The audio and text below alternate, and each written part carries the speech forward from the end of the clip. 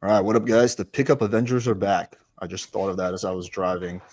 Although Michael Sartain doesn't consider himself a pickup guy, so pickup / social circle / I would be debate considered a show. pickup historian. You could call me a pickup historian. How about that? Yeah, sure, I guess. Yeah, I was with Neil, and I was with Mystery, and I was with Owen. I would say I'm a pickup historian. I think that's probably a good way to say it. Retired from the. Were you with that guy in the 1970s who would like send tapes to your house or something? That's pretty funny. I think. Are you referring to Eben Pagan in the 1990s? No, when he did that? no. Oh, okay. There was some weird ad. It was like how to get girls or something. It was like from the 1970s. I don't know if you know to dig it up. That was yeah, I know exactly what you're talking about, and he was on Game Global 2 Sundays ago. Okay. And the guy's in his 90s, and he was on there with Ross Jeffries. I know exactly. Jesus Christ! And Michael was back in the day with Casanova. Who? Casanova. Yeah, that's correct. Back in the 17th century, I was still alive. I know I'm that old. I know I don't look that old, but yes, I was back there with Casanova. Well, that's a good way to get me too, because Casanova did some pretty shady shit. Do you guys ever hear the story where he saw a guy, he saw like a couple, and the girl's really attractive, so he had his friends beat up the guy, and then they took the girl on a boat to some island and all like fucking raped her. This guy was he was definitely had some let's just say very non-PC. Dude, and he only had 132 lays, so we shouldn't even consider him really good at game. Hilarious. That's funny. But he would not have survived by today's standards, I think. Yeah, that would have been a problem. Yeah. But yeah, I don't know. What do you guys want to talk about? Great question. We should probably figure these out before the live stream. I never know who's going to come. It's always a surprise. Like who's going to? I want to talk about Austen's new fashion style, man. You're looking very, very Miami over there. The glasses, or the glasses, the shirt. Yeah, dude. Yeah. Fucking All Saints. I love All Saints. I'm addicted. Oh, great. Yeah. Marcus, I don't appreciate you insulting Miami like that. Like that's not cool. I don't talk shit about your shitty country. Like, yeah, true. We don't all dress like flaming homosexuals. Some of us have normal styles. True.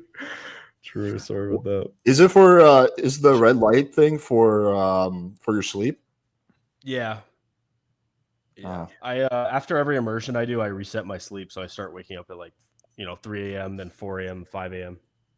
How many immersions do you do nowadays? Just once a month. So they're week-long immersions once a month, and then each immersion takes like about 2 weeks out of my life, like recovering and all that kind of stuff. How much do you charge for an immersion? $5,000. Okay, that's pretty reasonable. Yeah, cool. We did the same thing. Yeah, we're a quiet bunch this week. Yeah, I just did a stream last night with Destiny, and I did. Me and Marcus did one on Wednesday. We actually had one last night. It was just me and Destiny shooting the shit. We agree on a lot of domestic stuff, but then we got into a big debate about foreign policy and Ukraine and whatnot. What would be the best course of action? Destiny's very kind of like YOLO, like, yeah, fuck it, Russia ain't gonna do shit type of mindset. My mindset is more like, let's try to avoid nuclear Armageddon. It's probably not worth risking it. So yeah, we went back and forth for like half an hour on that. One of my last students was a Ukrainian guy, and I got like an insight into some stuff from him. What do you say? His dad is literally on the front lines right now. He believes that Putin doesn't recognize the right of Ukraine to even exist, and he thinks that he talks about Ukrainians like they basically are not even a separate people, and they don't really deserve. Are you talking about like Putin? Land. Does that? That's what he believes. Putin yeah, thinks. That's not an opinion. That's not an opinion. He's been very clear about that. Yeah. He made a speech well before the invasion where he stated that the idea of Ukraine being a separate people is something that our enemies have lied to us about. Those kind of the words he used. Yeah, but that's obviously not true. They have their own language and his. It was not just that. The borders of Ukraine were agreed upon by the United Kingdom, the United States, and Russia together. Well, half of Ukraine speaks Ukrainian. The other half speaks like the eastern part of Ukraine speaks Russian. But that doesn't matter. They're Ukrainian. Like how many people in Miami speak Spanish? You wouldn't say that's like a Spanish country or something, right? Like they're obviously separate. people. No, but we There's- wouldn't say that they're like like someone who's fresh off the boat from Colombia or whatever, who speaks Spanish, who like struggles speaking English. We wouldn't say they're like, oh yeah, these are like Americans. But Ukrainians aren't fresh off the boat. No, I know, They speak but both languages. Ukraine was only created like 30 years ago. Yo, Michael, do you speak Spanish? Before it was the Soviet Union. But yeah, no, I agree. I understand. I think there's it. definitely separate Ukrainians out there, but it's not. It's just there's some native Russians in Ukraine living in Ukraine. There's someone, sorry? There's some native Russians living in Ukraine. Like, of course, yeah. I just don't they- think it's a situation where like majority of Ukraine is like native Russians that want to No, be it's not the Russian, that are majority. a separate people or culture. Like I think that like talking point is obviously just one of Russia to give an excuse to try to like get some land. Even if it was 90% native Russians, it's still not an excuse to invade Ukraine because at this point in time they become a separate country. So it doesn't matter if they're Using that 80%, rationale, 90%. Mexico could invade Texas because 90% of Texas are native Mexicans. So it would be the same thing. Well, no, they shouldn't because it's part of U.S. territory, just like Ukraine is sovereign. Yeah, agreed. So my argument is opposite. I'm making the same point. It's just like it's one of these I think we all agree. The It's a part to stupid me, talking point by Putin. yeah, the part that always bothers me is like, again, a lot of people on my side of the aisle don't agree on this, but it's like, it's not that if you want to say that the United States should not be funding this war, I'm with you. I can understand that. But the idea that Ukraine doesn't even have the right to defend itself, you're a fucking idiot. That's just stupid. It's just like the idea that all of a sudden, let me tell you something. If all of a sudden the Chinese invaded Seattle, Washington, I don't really have any friends in Seattle, Washington. I have a few people I know in Seattle, Washington. I would re-enlist in the military and I would help kick the shit out of anybody who invaded my country. And I would do so because of national pride and the idea that I don't have the right to do so and that I should just lay down and let them take over. You're just not being realistic. I think what it's an idiotic talking point. Who argues that? I've never actually heard several anyone people, it's special. Scott, God, what's the guy's name? During the beginning of the war, the former Marine who oh gosh, I can't remember what his name is right now, but several people were like, the Ukrainian people, they're just causing more bloodshed. They need to just like lay down their arms and like let Russia take over. Clearly, Ukraine's government was just a money laundering operation. So the entire Ukrainian government needs to be taken over by the Russian government, which is obviously less corrupt. And it was just like, it was fucking madness. It was fucking madness when I was hearing people like, how are you saying this? And the reason why I'm not confused while other people are confused is because I'm 47. I'm aware of what Russia is capable of. They didn't just start doing this shit recently. Russia is the quintessential bully of Europe, of probably the whole planet. They are the bully. That's essentially what they do. And this idea that they're going to just, we're going to go into Ukraine. No, they have the right to invade Ukraine, just like Ukraine has the right to ask NATO for help. I think both sides are true. Neither of these things are immoral. Now, what Russia shouldn't have done was lied to everybody. Said, I think it's highly immoral for Russia to start this offensive war with Ukraine. What right? Sure. I mean, of course, I agree. Yes. Yeah. It's also illegal for them to do that, according to international law. But international law doesn't really matter nowadays. Yeah, international law doesn't really matter here. Yeah.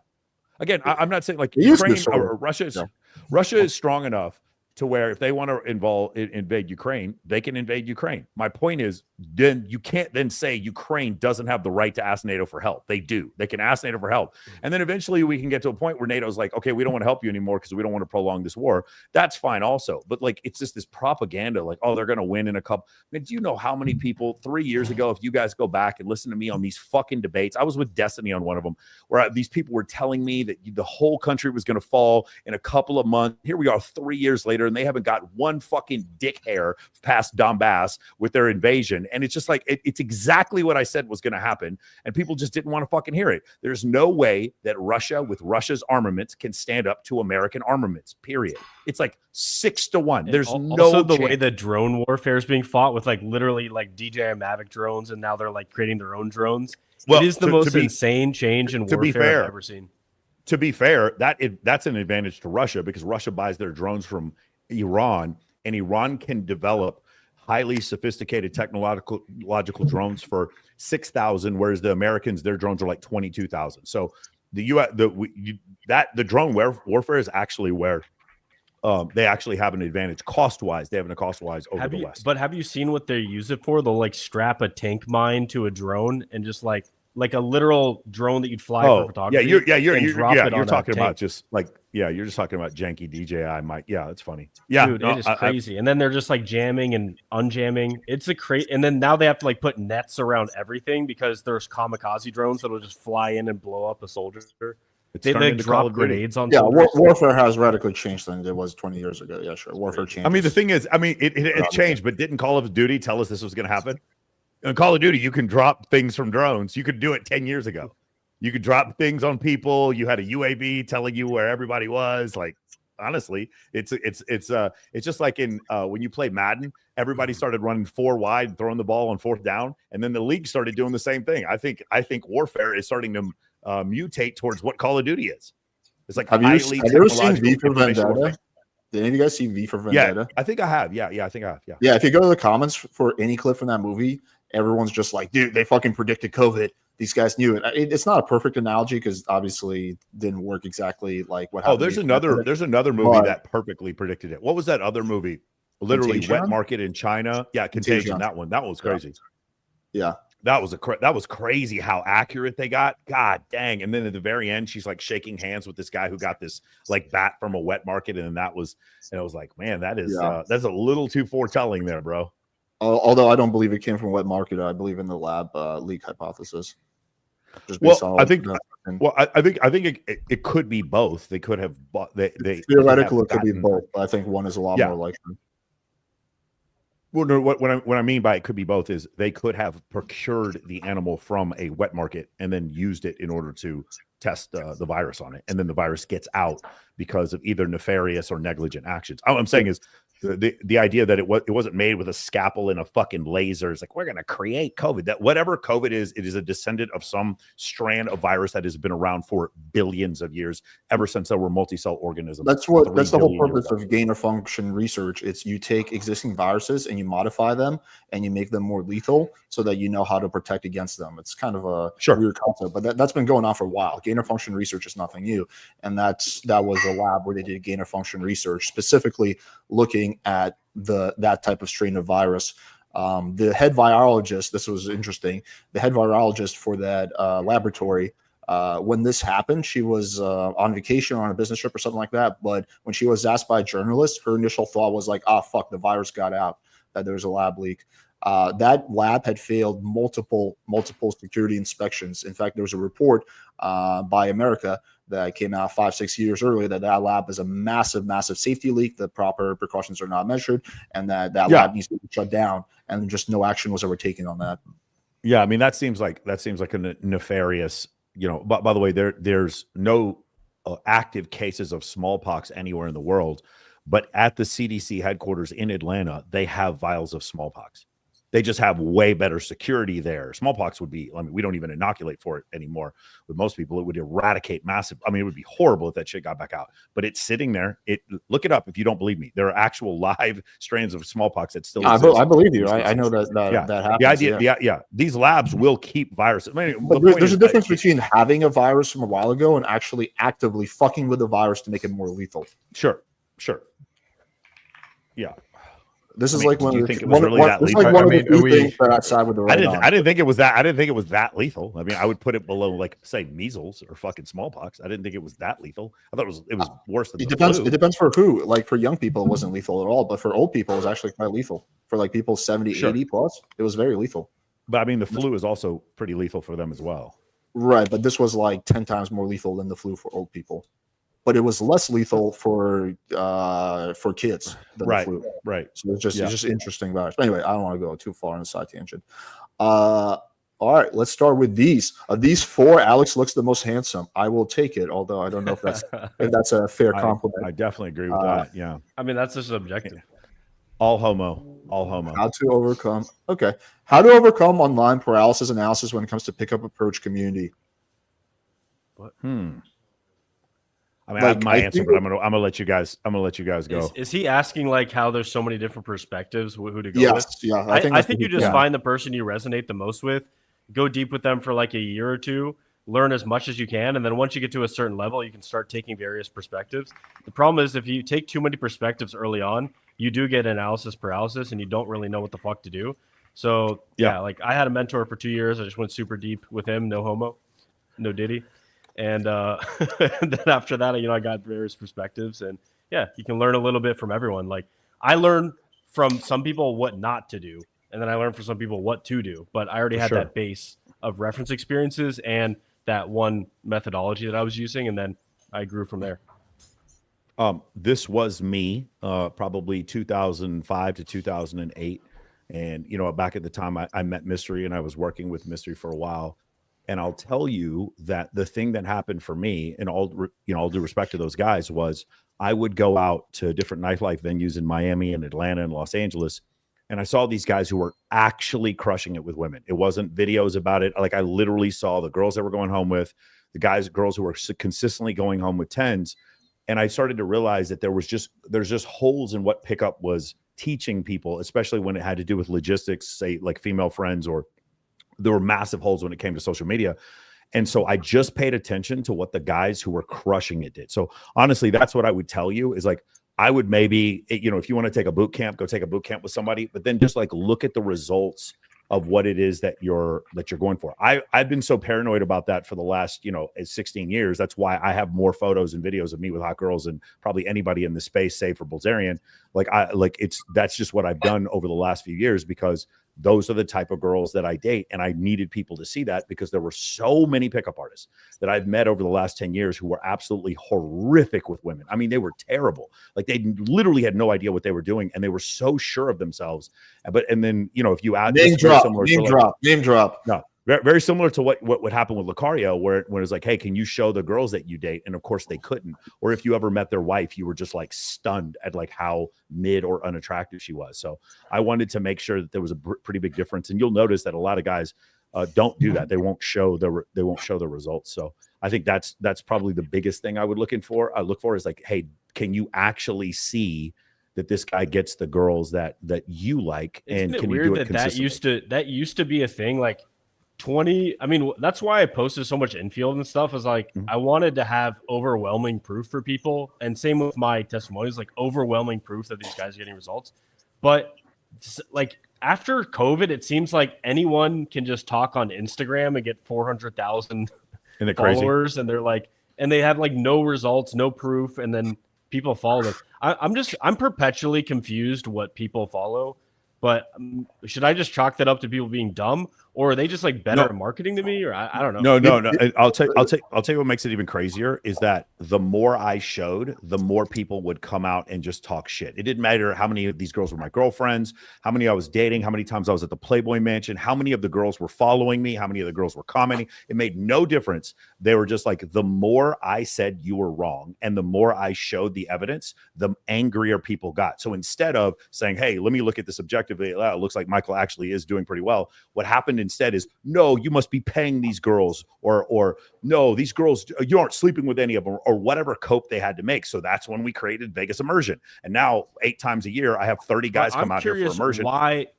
Why do people follow those who have no proof because they support their version of reality. It becomes part of the identity. They want these people validate the identity. And that's a lot more pleasant than someone who challenges the identity. Yeah. So to what Alex is saying, there's a great, like, I couldn't understand, why does Wheat Waffles exist? We all understand that he's wrong, but like, why does he exist? Like, why is he so prevalent when he creates content? His followers are so ravenous. And the reason unfortunately he's disappearing. He creates a safe space to be a victim. He creates a safe space. So here's some other ways. Yeah, but I'm not even talking about those people. I'm talking about like dating coaches that just. I'm getting to where I'm getting to. I'm getting to your point. So feminism is a way of like making a safe space for a victim, but another way is it's the girl's fault and they're hoes, and here's the trick to fuck them. That's also, I'm a victim, and then I'm creating a safe space for you to call them hoes and sluts. And at the same time, they're the enemy and they're evil and terrible. And so here's this safe place for you. Also, flat Earth is another example. The greatest victimology I've ever seen is flat Earth.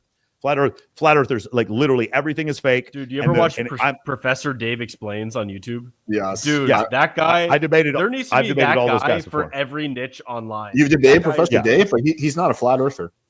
No, I debated all the guys. He debated Jaron. He debated Flat Earth. Okay. I've debated them. Yeah. And by the way, Jaron is not a flat earther anymore. He wrote me the other day after he went to Antarctica and he saw that the sun goes around this. Dude, wasn't the that video horizon. insane? They flew. Some like rich dude flew 4 flat earthers to Antarctica to show them the 24-hour sun. That's impossible based on their model, and they saw it, and then immediately people were like chills. Yeah, it was That pretty shit amazing. is But hilarious to me. it's the flat Earth exists because of a victim mentality.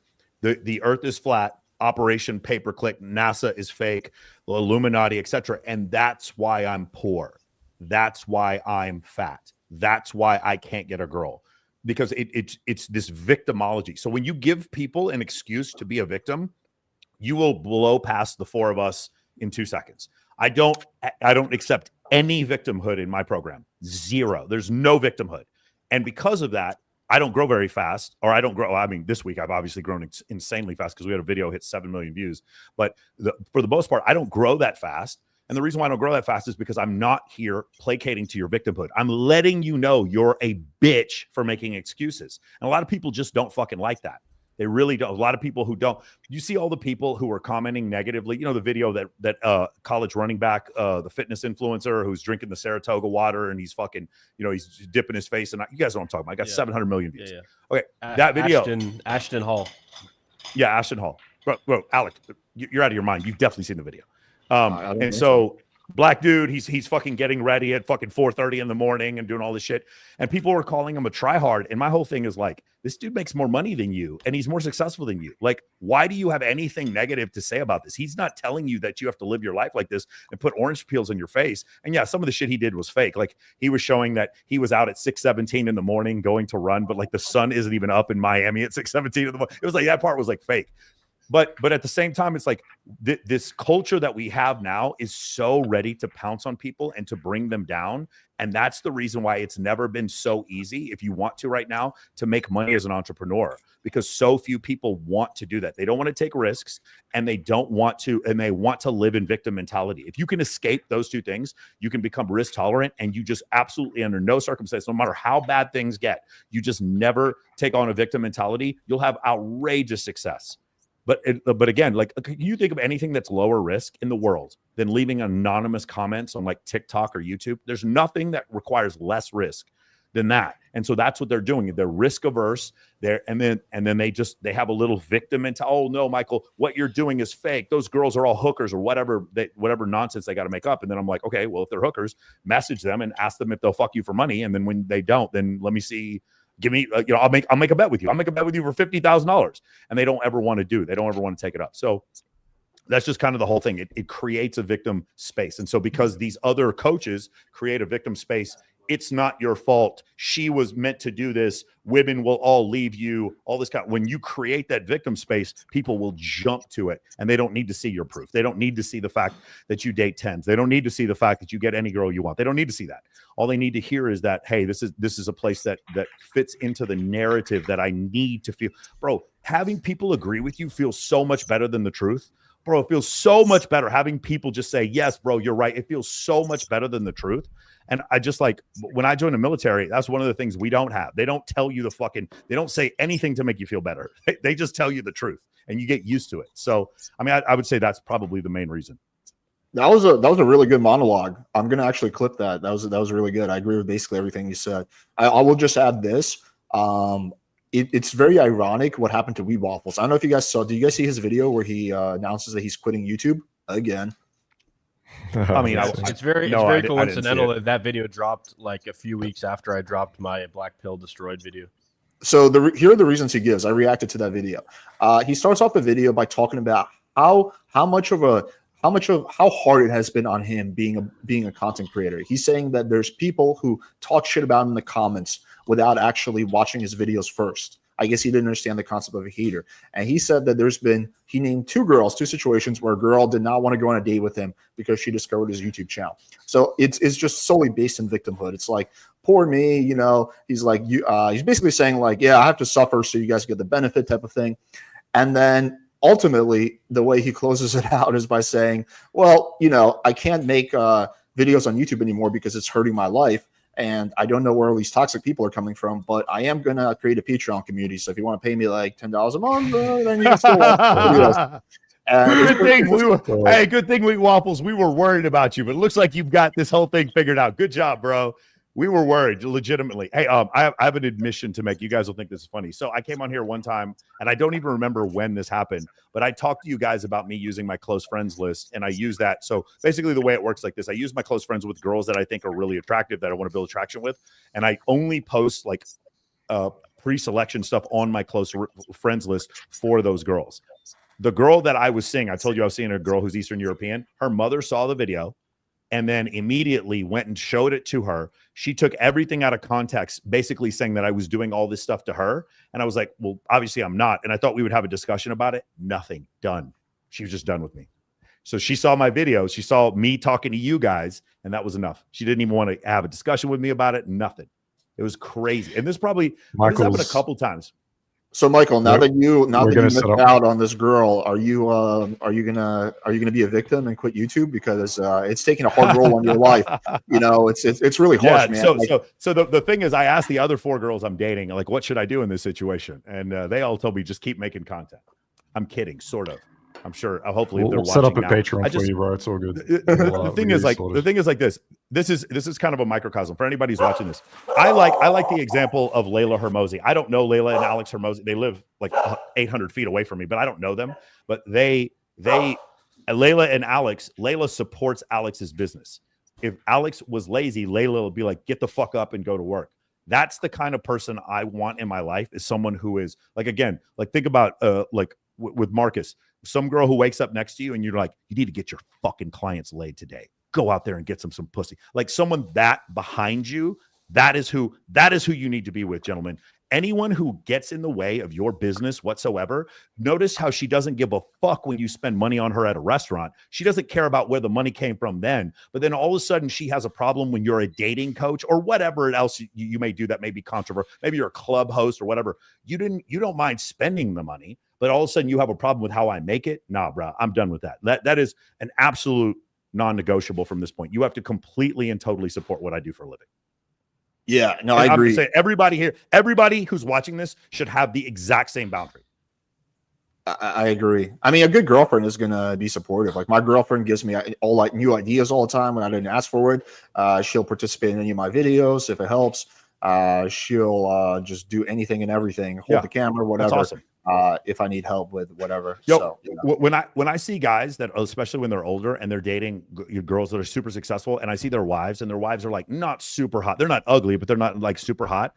Then I get to know them, and it's like the wife supports them and all this other stuff. I'm like, yeah, bro, I get it. Like chasing after girls just because they're hot is a fucking losing battle. And having somebody who's just totally down for you to help you build an empire. Like, can you imagine, like, when you think about Alex Hermosi, how much money he's worth and how much money Layla has probably made him additionally on top of like completely supporting his business? That's what you, that is only what, downside that's what you is want. that his wife kind of looks trans, but if you can look past that, I don't appreciate that. I do not stand by that. Layla Hermosi is an attractive woman. I stand by that 110%. I do not receive unless you show me a literal like the chromosomes. I'm assuming that's a man, like straight up. That is, and that's why she's helping him with business so much, man. You need your boys there, okay? Michael Sartain. I don't want to implicate Michael Sartain, but that's what I. You can implicate all you want. These are my religious beliefs, and I'm protected under the something amendment. She's not my type at all, but she's cute. But I see where you're getting at. I mean, cute or not cute, the way she supports him, that's what I want. That's like, I don't know if I'd ever get married, but like, that's the thing above all else is like somebody who's just literally going to push you to be the best you can be and like literally not get in the fucking way. We all know someone who would add that as his lay count. So. Hey, what's that noise? Hey, what's that noise? What's that noise, Austen? The cease and desist letter you just got? What is that noise? Did you hear it? It just got it. You see it? Did you guys hear it? I heard it. I'm sorry. I'm gonna need everyone to pitch in $20 for my lawyer. My Patreon's gonna be dropped down below. Just to also clarify this, because there's no confusion in the chat. I don't actually think there's anything wrong with people starting Patreons or making a business in any way they can. I'm not a fan of like the victim marketing strategy where you're like oh, it's so hard for me. Oh, I need you. Like, if you're just like, hey, listen, like my channel's struggling, I need you guys' support. Feel free to pitch in, whatever. That's totally cool. But if you're like, yeah, you come up with all this convoluted story, like, I just can't make videos on YouTube anymore. It's like, yeah, you can. Like, no one's believing that. But I need to do it on Patreon. And then he said in the video like 10 times, it's not a ripoff. It's not like, even if you say it's not a ripoff. I think the best strategy it's is you get it done. You can tell people the hardships you've gone through, but then you say, and I got it done for you guys anyway. I think that's a good angle, but I don't think it's a good angle. Yeah, I'm a little bit pussy, and now you have to go to this place, and please help me out. Yeah, I've been playing around with the idea of starting a Patreon myself, but yeah, I definitely wouldn't. Can we do something? Can we just play that Casey Redbeard commercial and just like react to it? The one he goes, "I am dating a teenager." Have you guys seen that one? No, if you want to, feel free. Can you guys know where it is? I don't know where it is. It is. I'm not trying to make any judgment about his lifestyle. The greatest marketing I've ever seen. It was. I could not believe when I saw that video. He goes, "Yes, that's right. I like to date teenagers." He's like, dude, I've talked about this personally. Yeah, I've talked about it. So awesome, bro. He knows exactly the pain points that will get his video shared. Yes, and he, just pokes at them like this. Oh my god, bro! I think he's playing with fire too much because he can get deplatformed for all this. That's the issue. I think that's the part he's not maybe thinking through. They take down his Instagram. They've taken down his Instagram maybe like 6 times so far, and he just gets it back up. Yeah, but once you lose your YouTube, it's not like you just get to get back to where you are. I don't know. At least I now have a changed perspective after being put on YouTube shit list, so now I'm pretty careful. I mean, I was always pretty careful, but I feel like I'm more careful now. Wasn't it just a texting video of yours that got taken down? That was the latest thing that got taken down. But I've had since Christmas Day, this is when it started, I've had about 4 or 5 videos taken down. For some of them, I got a strike. For them, some of them I didn't, but it was about 5 videos or so that got taken down. I got a bunch of strikes. I got demonetized. So yeah, we'll see though. Okay, here's an interesting question. I followed Michael's advice on Perplexity for dating advice. The issue is that it spits out the same cities, LA, Austin, NYC for everything. Like, I want to know if Minneapolis has attractive women. Yeah, so what I would do is, I mean, the only thing that it can look at objectively is going to be things like BMI or plastic surgery rate or the number of women under the age of 25 that are single in your area. It can't, like, the AI does it because there's no objective. He's just asking. So sometimes I do this. So I did this the other day. I said, because I like girls with boob jobs. I said, I like skinny girls that have boob jobs, that are in really good shape, that are in this age group. What are the top 10 cities I should live in? And like number 1 was Scottsdale, and then it was like Vegas, and it was Houston, Dallas, somewhere in that area. And it ranked the cities by BMI and then plastic surgeons per capita. And was it a perfect list? No, the list happened to agree with me exactly. I thought it would be like Dallas, Scottsdale, and Las Vegas. Those would be the 3 cities that I thought would be the most. I did say white girls, by the way, in the query, although I don't just like white girls. In this query, I happen to say that. And so it said those 3 cities, and I showed it to people, and they were like, holy fucking shit. You have to, so the first thing I'm going to tell you is ask the question 3 more times, like keep delineating further and further down. And number 2 is you could ask the same question about the Minneapolis area and say, okay, what neighborhood am I most likely to find girls that are in this age group, that are single, that are not obese? Not obese is kind of the only one that you can have where you can look at it objectively, because I can't just say this girl's hot and this girl's not. You may think this girl's not hot. The algorithm can't tell the difference. You know what I'm saying? Maybe it can, but it doesn't know that, hey, there's more attractive women that live in Santa Monica than live in Topanga Canyon. It doesn't know that. So I just think what I would delineate it further and further and further down to try to get as close an answer as you get. As you can get. However, I will tell you in the future, I do think it will be able to do this. I think it'll be able to scrape through fucking dating app profiles, being able to look for like average attractiveness per capita in certain areas. And I think it will start giving you ratios on these things pretty soon. All right. Love to see y'all together again. Hell yeah. Oh, here's an interesting one. Why do some men get offended by the idea of women using vibrators and toys? Probably ego. It's fear. It's fear that they're like replaceable by. Yeah, exactly. It's insecurity. It's a fear of the girl like being able to like leave him basically. I always And him found it equi- pretty. I always found it pretty hot. Like to do like a role play where you walk in on the girl as she's masturbating, and then you just fuck her. Do any of you guys have the magic wand? Yes. Dude, that shit works so well. It's Yes. insane. Yeah. Because there's I a mean- rate. Some girls will come no matter what you do with their hands, mouth, dick, whatever. They're just like squirting all over the place. But some girls, it takes a little bit more to get them off, and like the magic wand is insane. It is so good. I think Yeah, what so what there's- happens with some women is they can become desensitized from using that stuff too much, just like a guy can become desensitized from watching too much porn. I think that's a fear people have, but I personally don't have that fear. Like I don't mind if a girl does that. Yeah, there's usually two reasons here. Number one is, the replaceable thing. So guys think, oh, if a girl likes a vibrator, that's all she's going to care about, and I'm going to get completely replaced like this. I have a story here where there was a girl, one of my students used the magic wand, or was actually doxy on her. And she came to the room, was like telling me, best time ever. This was incredible. Oh my God, I've never come like that. This is insane. She's like, I need to buy one of these. So we showed her where to buy it. She got it. And then apparently she came back to him like 2 weeks later and was like, this is not the same one. And he's like, what are you talking about? She's like, it didn't have the same effect. And the whole point there is it didn't have the same effect because she's not in the right setting or mindset. Yeah. If you have a dominant guy telling you to shut the fuck up, you've tied up her hands, he's holding the vibrator there, he's pulling it back, that is a completely different experience to if a girl's just Not that holding a we little would ever say that vibrator. to women, because that would be misogynistic. Not that we would say that, but hypothetically, if a guy said that to a girl, Yeah, hypothetically, when I say that all the fucking we're about time. to cancel like a bitch. And then 100%. And then the other thing is, guys think it's like not them. It's like, oh, the vibrator made her come. It wasn't me. She's gonna go home and just say it's a vibrator. A lot of times, girls, if you just hold the vibrator there and your hand is touching her, or your tongue is like fucking doesn't know what it's doing near the pussy, she's always gonna think you were the one that did it and not just the toy itself. So, you can just go out and test this. Just start using MC, but you're not gonna have an epidemic of girls leaving you, never wanting to see you again, and sitting at home with their vibrators. It's just not gonna happen. The opposite will happen. These girls will be desperate to come see you again. Yeah, I never actually sweated that kind of stuff.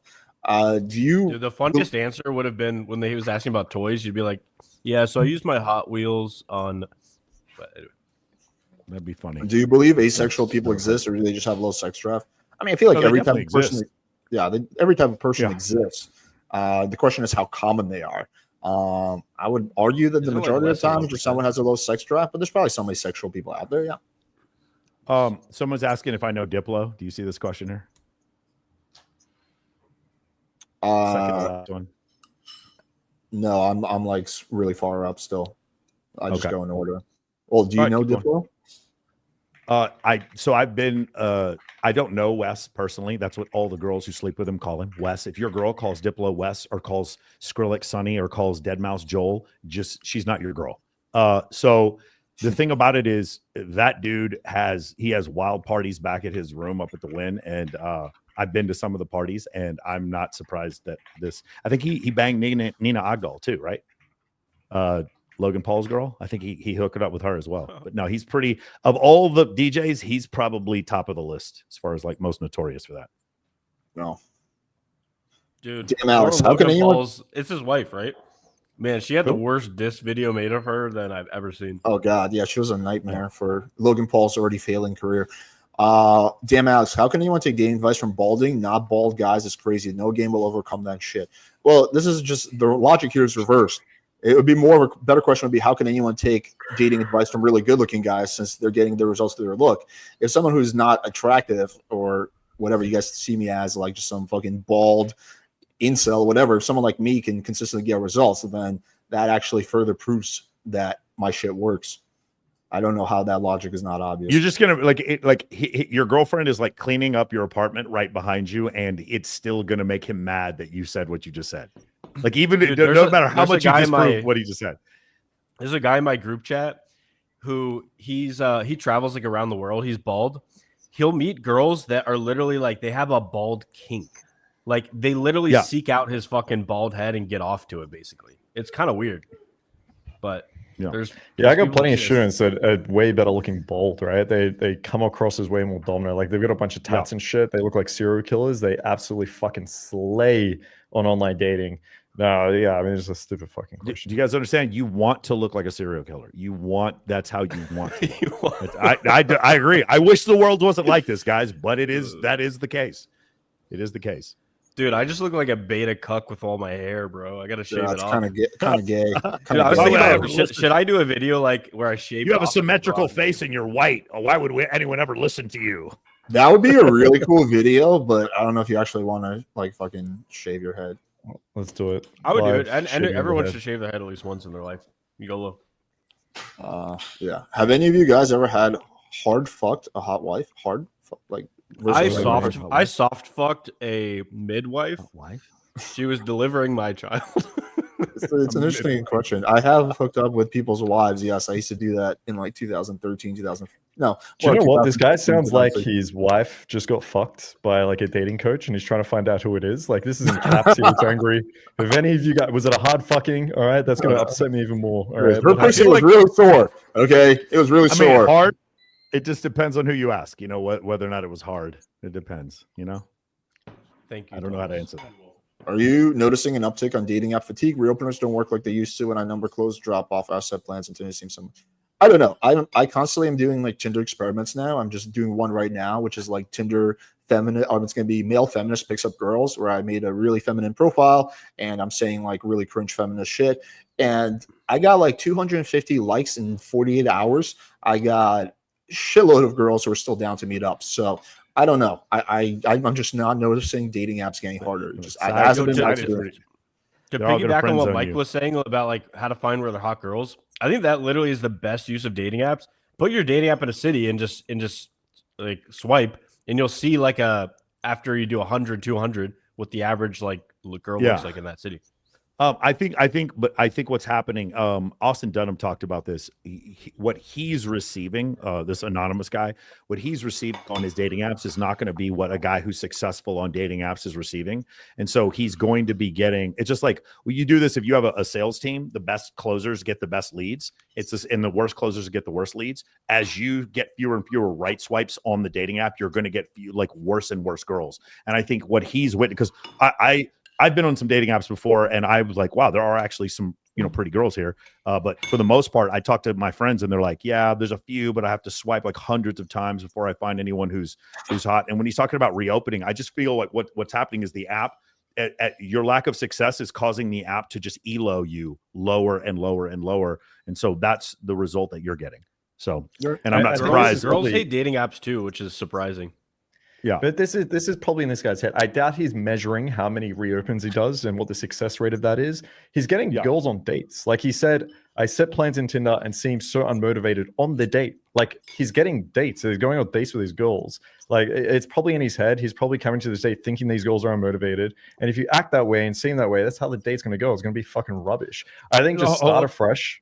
Right. Yeah. And if you go on a date with a girl, she's going on a date for a reason. Sure, there are levels of that, but she's on the date. She wants to fuck you, right? Just go on that date and don't fuck it up. And chances are it's going to end well. So it's very rare that I get to the point, the date part. I've seen, so there's some girls who are unmotivated to set up the date, but it's very, very rare that you actually go on a date and the girl seems unmotivated. Like 100%. She's going to that effort to rock up to the date. Like, so I'm curious what you guys think about this, what you think about this, Marcus, but it's like, I don't care how she feels about me before the date. Like I think about it like I get the ball at the top of the key. The defense doesn't want me to score, but I'm not going to not score because the defense doesn't want me to score. I'm going to go to the basket and score. It doesn't make any difference. I'm not going to force my way there, but it's like when I meet a girl, I don't care if she likes me or if she doesn't like me. I'm going to make her like me. Because I'm gonna do things that spark attraction. I just don't think it's one of these things where if you concern yourself too much with what does she think about me right now, I think you can still be calibrated. I just never let it affect my confidence if I think a girl doesn't like me. And I think part of the reason why was so many times here in Las Vegas, girls go out like say on a Friday night and they go hard. They drink, maybe they take some Molly, whatever, and the next day they just have resting bitch face or low blood sugar face. So like they just look at this all the time.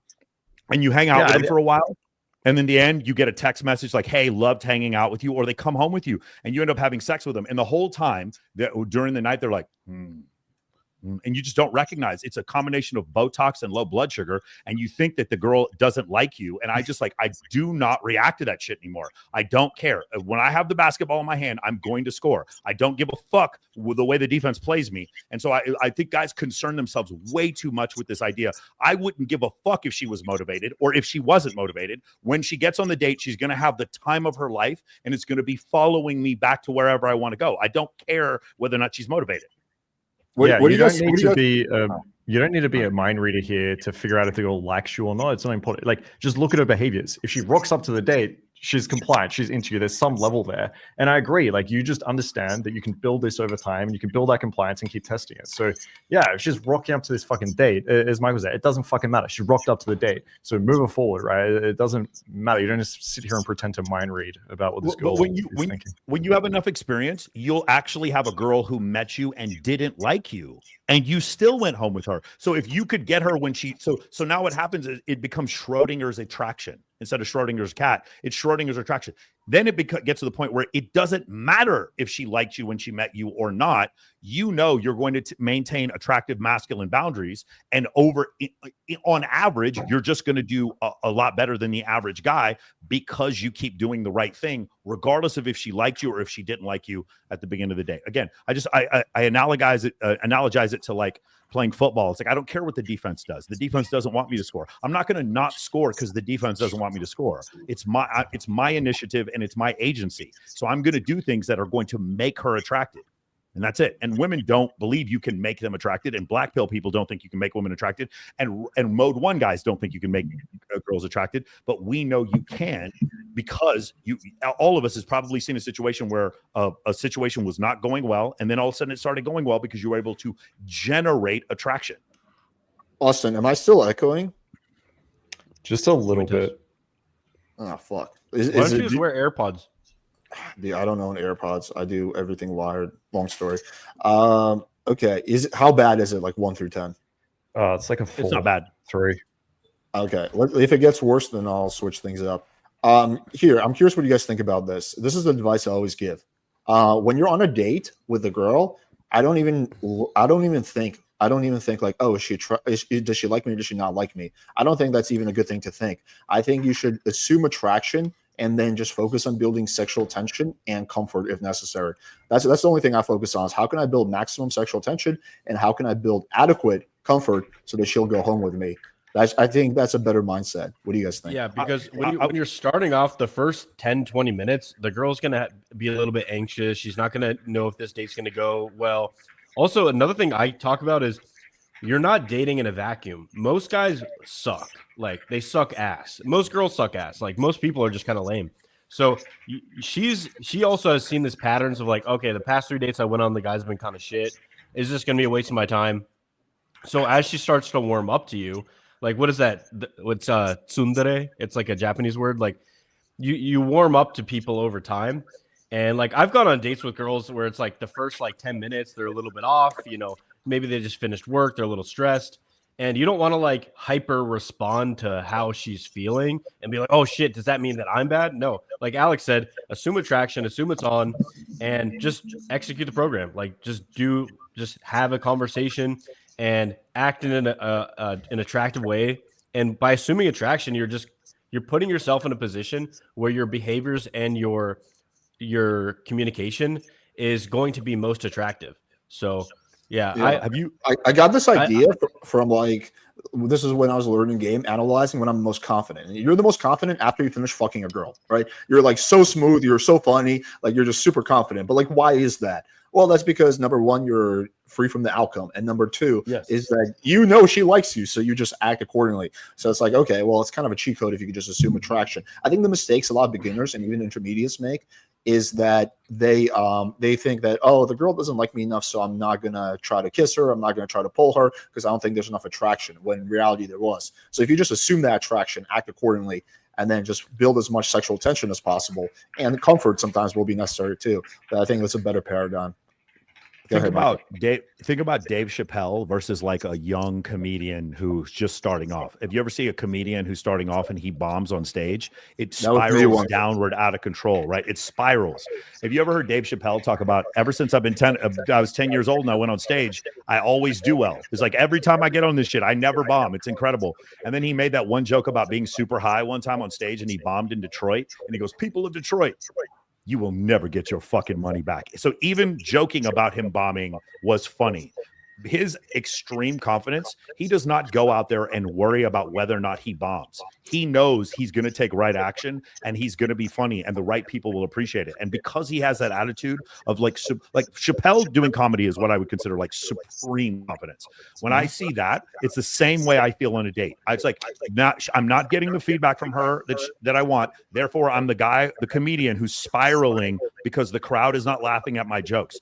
I am indifferent. I am unaffected. I am unaffected. It doesn't mean that I'm uncalibrated. I'm still doing things. I'm not being super weird about it, but I am not affected by her resting bitch face. That is just something, living in Vegas, there's so much resting bitch face from dehydrated women sitting out by the pool, getting drunk. Next day you hang out with them and they're just, and you're like, oh, this girl doesn't like me. No, take that out of your head. Not concerned with it. Do not let what her actions are affect you. But if she gets up and follows you and say, okay, well, that's compliance. Let's go over to the bathroom. That's compliance. Come meet my friends. That's compliance. Here, sit over here. I can't hear you very well. Lean in. That's compliance. Those things are compliance. Let's go eat after. That's compliance. Let's go back to my place. That's compliance, regardless of what her face tells you. Okay. Yeah, there's two small changes that I just add in.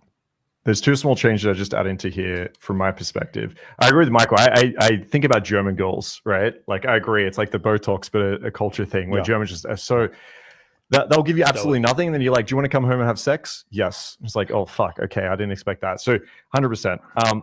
Yeah, I would shift it to, instead of like assuming attraction, like assuming you can build attraction. So I'm okay if I rock up and the girl's not that into me or doesn't look that into me, instead of being like she is, because I feel like you might want to change the way you're acting here. You might actually want to look for ways to build attraction as opposed to sexualize right now.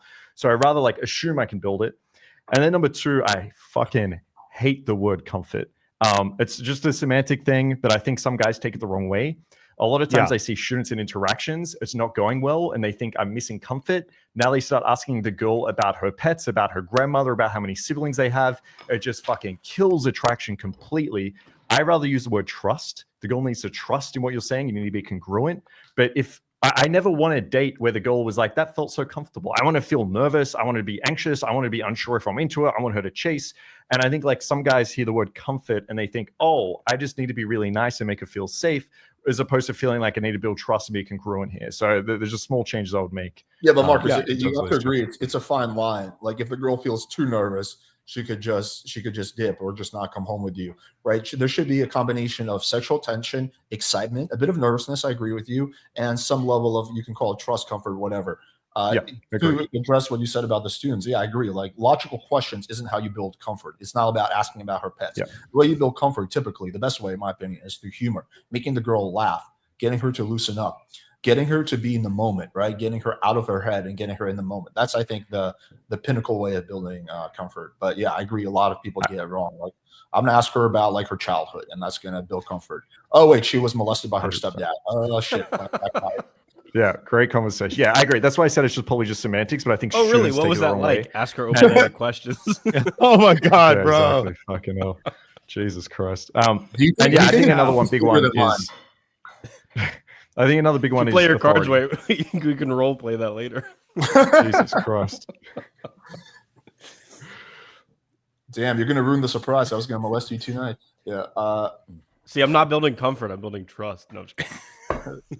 I mean, shit. Like depends on the girl's humor, but a lot of like sometimes you can make a girl laugh. Like just a lot of problems are solved.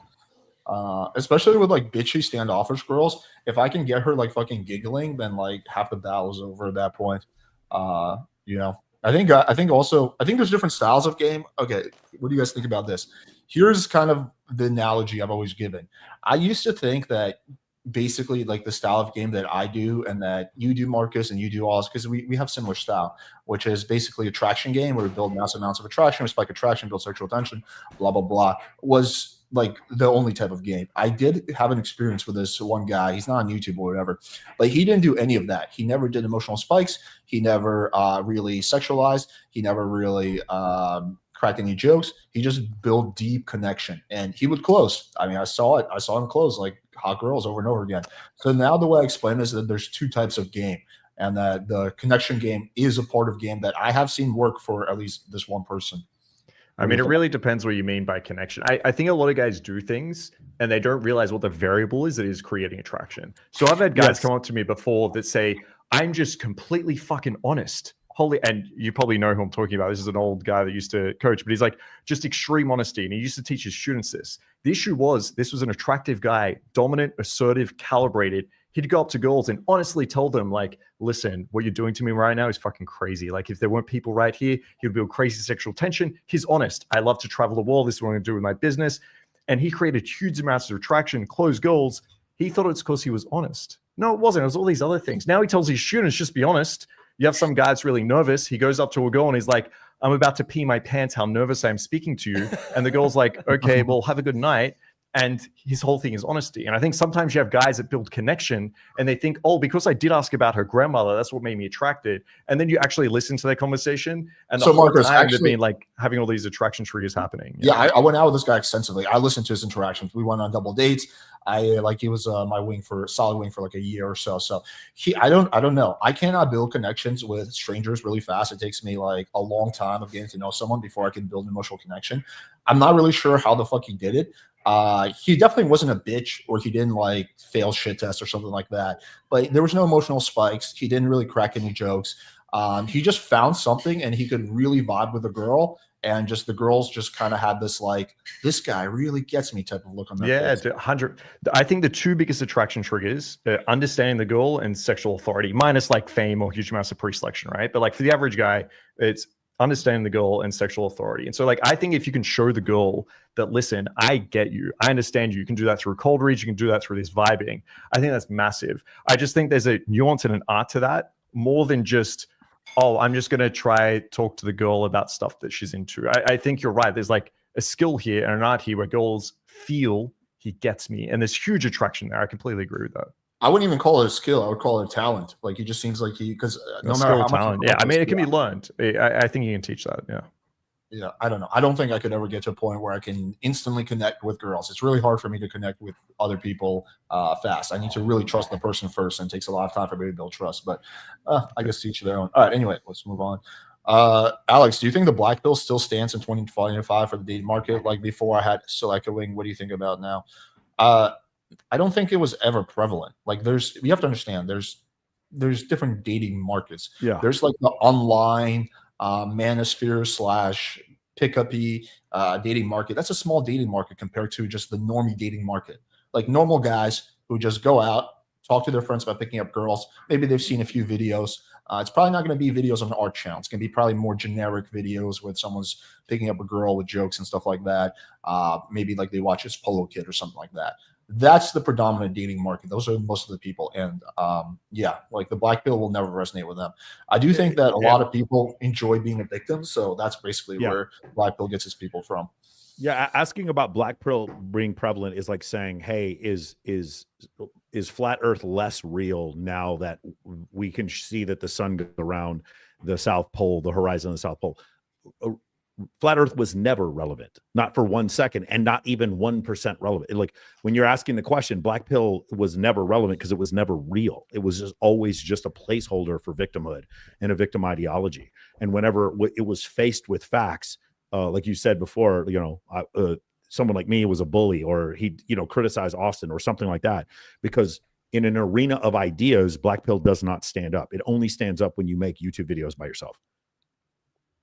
Very similar to like flat earth. So for a long time, I believe that you and I, Austin, have talked about this probably, but I believe that if I just am patient and present strong evidence, I could talk most black pillars out of being black pillars, which is why I platform them so extensively. And I was completely wrong. Once someone is a black pillar, they're 90% of the time, they're just too far down. You can show them all the evidence in the world, and there will always be a next cope. It's like, okay, I can show you a video. They don't make that decision based on evidence. They make it from a very deep emotional place of shame or fear, and you can't really reason people out of those base emotions. Yeah. They didn't get into their belief because of reason or accountability. You cannot get them out of it because of reason or accountability. Hey, I have the Casey Redbeard commercial if you guys want to see it. Yeah, sure. Yeah, let's do it. Okay, stand by. I can't believe you guys have never seen Dude, this. the comments under his videos are hysterical. I was actually, Michael, I was actually trying to find it while you were talking. I couldn't find it. Yeah, stand by. Let me say here. X. 10-4, Make sure I have this up in Chrome. Affirmative, Commander. Stand by. Let me see if it opens. Wait, Austin, is my echo better or worse now? Better. Okay. All right. Okay, so let's go. Why don't you just use your Here. wired headphones when we do the calls? Here. I'm just gonna get headphones. Okay. I spent so much These money. ones, they're comfy you as guys- fuck. I'll send you the Can you link. guys see my screen? Okay, let me try. Let me play it from here. Oh, sorry, my bad, dude. I did it the wrong way. Let me try it one more time. Promise you, I'll figure this out. Let's try it again. Okay, you guys can see my screen. No, it's not shared No. yet. There we go. You're good now. It's not sharing. No, it's good now. Yes. Now we can. Okay. Yeah, you're Okay, good. ready? Okay, let me make sure I turned it up. Okay, let's listen. I date teenagers. Yes, you heard that right. The girl in this video is 18 years old. And the reason why I like to date actual teenagers, 18 and 19 years old, is because by the time they reach 25, 28 years old, the amount of bad habits that they've taken on from the influence of mainstream society and feminism, it's almost impossible to correct them. Things like getting tattoos, getting piercings, taking on a generally combative and disagreeable nature. Then there's the entitlement mindset where they expect the man to do everything for them and don't want to offer anything in return. It's much easier to just start with a younger girl, more impressionable, kind of a blank slate, and teach her from the very beginning the proper way to conduct herself and guide her rather than try to fix the bad habits of an older woman. I date teenagers. I date teenagers. Yo, I love this. It's This is funny. great I marketing, think he's wrong though. I think that there's plenty. Like the solution here is just to find a girl who doesn't have these bad habits, and there's so many of them. Like even in Miami where I live, there's so many great girls. Like I understand there's some shitty girls who have bad habits, but those girls were probably shitty when they were 18 too. Exactly. So like I just never. This is what me and Casey have always debated because this just does not make any sense to me based on my experiences. Yeah, to pretend a girl has no outside influence whatsoever when she hits 18, like their personality is like very developed. Yes, it changes a lot in the next few years, which I would argue is a problem. Like, I don't want to be dealing with that. Yeah, like a lot of girls are immature at 18, 19. Yeah, like, but look, I have no problem. Like, yeah, I date teen. I don't think there's anything wrong with dating an 18-year-old. That's what you want to do. I think teenagers, obviously, he's making it. He's trying to imply that he's dating underage women, which is he's trying to rile up some feathers there. But yeah, I think his reasoning for it is a little bit flawed. Like, you can find 18-year-olds with fucking horrible personalities, or you could find like a 25-year-old with an amazing personality. I don't think it's necessary. I just as a person who films a lot of ads, I applaud him. That was a great ad. I don't whether or not I believe it. Like, I don't think I could date an 18-year-old. I just don't. I don't know how that would work. Maybe. I mean, I don't know. Maybe there's some in Eastern Europe that are so hot that I get away with it. But for the most part, I'm around 20, 21, 22 would probably be the youngest. The main reason to date younger women is because they have more valuable reproductive assets. Their eggs are younger. That's basically it. Is that what you think about on the first date, Austin? You're just They repair your broken sperm. I'm like, They repair your I'm broken see a birth DNA. certificate right now. Oh my lord! I guess Pop an egg out. It's Let's the inspect. most important thing for you is to have a kid. Like I got my microscope ready. I feel like with modern technology, like a woman in her 30s can easily have kids, even early 40s. They can have kids, but there's more likely chances of like mutation and other stuff like birth defects and blah blah blah. Yeah, I mean, but that's if you're true. It just father, depends there's what a your- 100% chance they're going to have a mutation. So it's like, who gives a fuck, right? But then There's the a question 100% is, chance like- they're going to be getting my dick. So, Not I the mean, the child, question I is- hope, not the kid. oh yeah, that's a good point.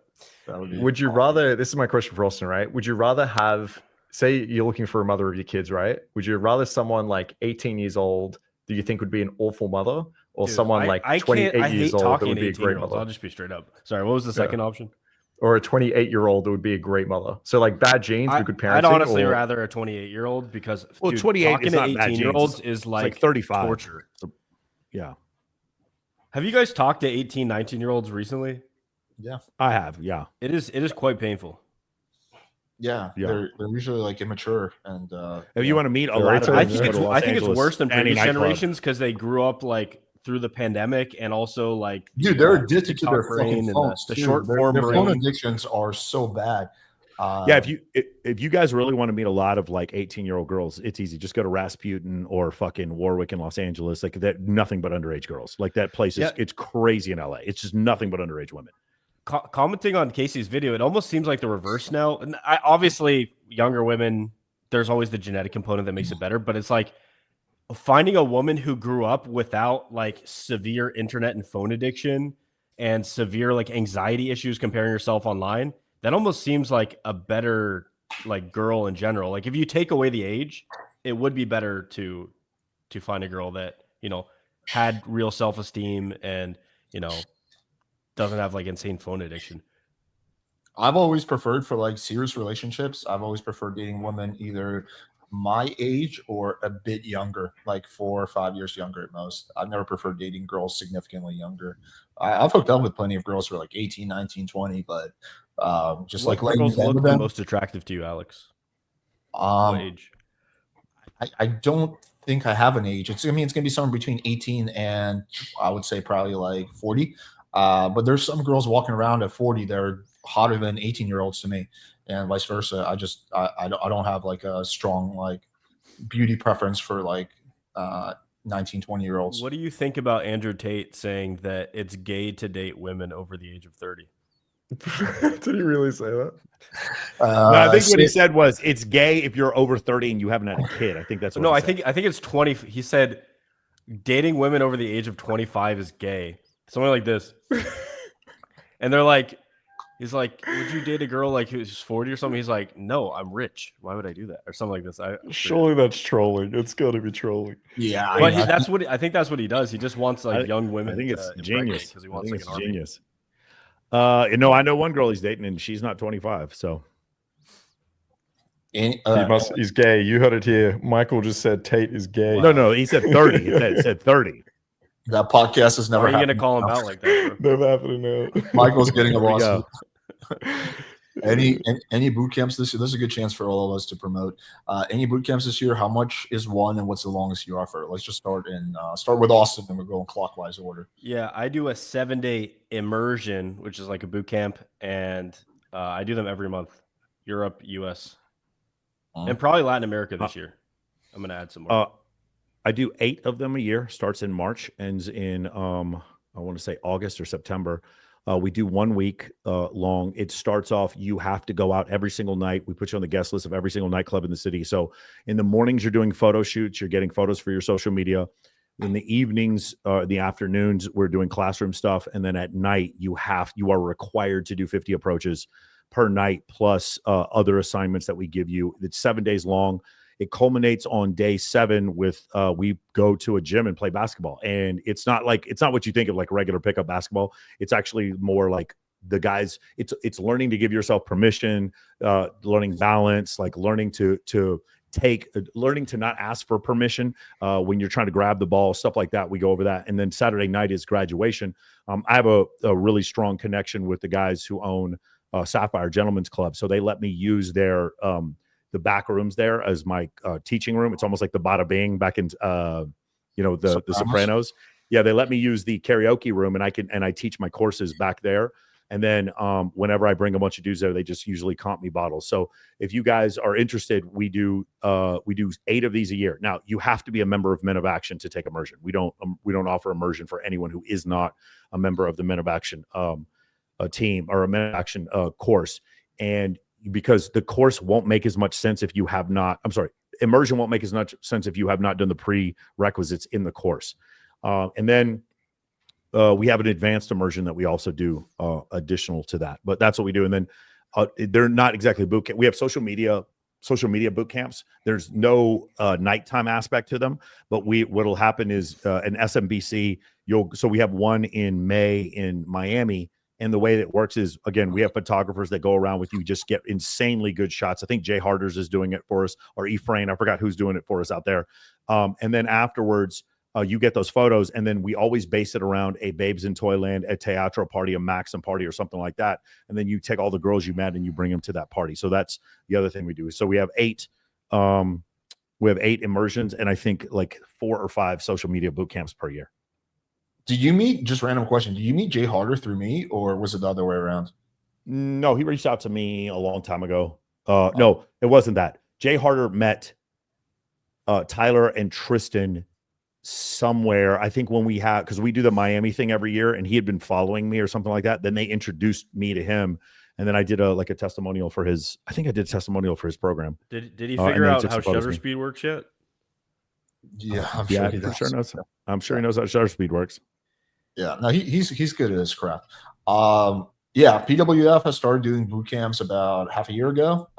We've only done a few so far, but it's run primarily by Scotty. I do show up. I do also participate. It's a whole weekend thing. It's Friday, Saturday, and Sunday. Friday night we come, and this is all included.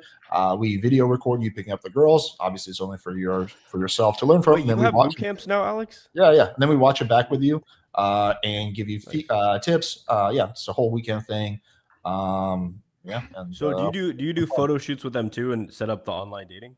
No, so it's mostly like in person. Yeah, I will help them with it's in person. I will help them with any online dating questions they have, but it does not include a photo shoot. But if they want to do a photo shoot, I will. Again, I don't like, the photographer doesn't work for me. He's just a friend of mine, so I have some influence, but I can't just just do the shit for free. So I will try to get them a good deal. But yeah.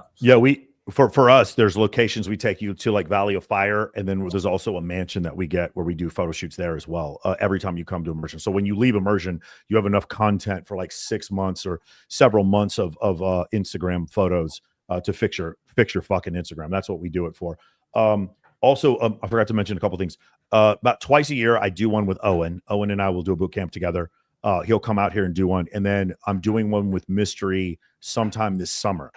Mystery and I are going to team up on one. I'm basically just going to handle the logistics for him. He's going to teach. He's not going to teach MOA stuff, obviously, but when people come out here to Vegas, because it's so cheap, this is the only city where I can get 50 guys into a nightclub where there's a bunch of hot girls, and I can get them in for free 7 nights a week. There's no other city in the world where you can do this. And so that's why we do them here. I also have free access to these conference rooms, free access to transportation and comp tables and comp models. What can you do in Vegas that you can't do anywhere else? Get a lot of get 50 guys into a nightclub full of hot girls for free. There's no other city in the world where you could do that. You put 50 guys on an immersion? No, 30, but we've had 50 guys before we put on a guest list. You can get 50 guys into How many girls are at the venue? Austin's room. Have you been to Omnia? Have you been to Omnia? It's like 2,500 people. Okay, yeah. Yeah, there's a massive nightclub, like Access nightclub. Like there's massive. So nightclub. how do you analyze 30 girls their on a footage? guest list every week? Huh? How do you analyze footage or debrief? So in a nightclub, we're being recorded right here. In a nightclub, we would never do hidden infield because that would get you kicked out of the nightclub and arrested. Well, yeah, they won't even let you in. Never do that, Austin. But if we were to do it out, say on Fremont or whatever, there's a couple ways we'll do it. There is some infield. It's only shown in immersion. We're not showing it ever outside of immersion, specifically for legal reasons. I don't want to get canceled on YouTube. And then secondarily, we ask a lot of our clients who don't come to immersion to do man on the street videos so we can watch them in their interactions with women. So every week on my Tuesday calls, I probably go over somewhere between 2 and 10 different man on the street videos that my clients do. So you review the immersion footage afterward on the weekly calls? No, we would only review it at immersion, like on a later date during that same week. So how would you review 30 people's infield? Because we probably won't get infield. Probably wouldn't get infield for all 30. Again, if you guys want to try to do hidden infield in Las Vegas, I'll pick you up on Martin Luther King when they lock you up, bro. Like, you can't do that shit. It's not the same as other places. They'd really have a huge fucking problem with any kind of SLR inside of the casino. Yeah, I believe that. I don't think anyone's we just used to do it in the lobbies. There's a cool thing that Mike Squan Casanova does. He basically uses his iPhone and an Apple Watch and uses that as the monitor. Yeah, no, I've seen that before. Yeah. It's I'm not saying I am not going to refer to whether or not we would ever do that in a nightclub because I don't want to get in trouble. But my point is what we do to kind of work around Dude, it. And it's like Vegas and Miami are so gay with their rules, dude. Yeah. Like so that guy Ashton Hawley got kicked out of I don't his think apartment. Miami's is as strict as Vegas, in my opinion. Dude, Miami, the apartments are extremely strict with rules. Like the Ashton Hall guy, he has like almost 11 million followers. He gets kicked out for duplicating a key fob. Yeah, I don't know. I've never. Dude, I got fake evicted from my place because we pulled too many girls back. They literally put an eviction notice on my door and kicked me out, even though it wasn't recorded or anything. That's interesting. Yeah, going back to what you said before, what I'd recommend is don't do hidden infield. Instead, have them do man on the street. Can you explain what man on the street is? I've heard you use this term a lot, and I think I have an idea. So I'll use this. Let me see. Let me find one of my clients here. Is it just a guy recording himself? Yeah. I think that can give you an indication of their communication, but I don't think anything is as real as just the thing that they're doing. Like if they want to be good, I'm with you, but in a way, this that. actually can give you more of an indication because hold on, it's on the wrong one. Sorry, I did it on. Everything has to be on Chrome. I think the best indication is doing the thing. Agreed. I'm just saying there are workarounds about other people's privacy when you just like start violating their privacy by filming them infield. Let's not get into a boot camp snob debate about okay. Can you see my screen? The merits of doing boot camps and different strategies. Can you see my screen? Can you see my screen? Yeah. Okay, so this is Spencer. A little. Okay. So if you see a man, like he goes out in Canada now, and like girls will literally come up to him because they recognize him from the channel. the bar that you like, how are you going to approach him? They approach me. You're not going to approach him at all? Never. What if he's not looking at you? He will eventually. Okay, how do you make sure that he sees you? Spencer does this all the time, but I have some clients that like really struggle talking to women, and we have them do man on the street. And because the reason about man on the street is like when you get good at it, there's actually more pressure because there's a light on you and other people are staring. And so if you can bench press 300 pounds, you can bench press 200 pounds. It actually makes it easier for other types of approach. So we've been using that as a way to ethically be able to go anywhere we want and get infield of our clients talking to women. All right, so without boot camps, but like ethically, there's a lot of places that allow like one-person consent laws and stuff. So yeah, depending on where you're at, I guess. But our boot camps range from $1,200 to $13K, depending on what you're getting. We have 4-day boot camps. We have a 2-week boot camp. So 2-week, similar to Alex, we keep it as a like 1-to-2 ratio. So for every coach we have, there's going to be 2 students. So we can basically half the time it's going to be one-on-one for you. And yeah, we film you guys. We get some infield on that first day, and we do a diagnostic. And then after that, we continue listening into all your interactions.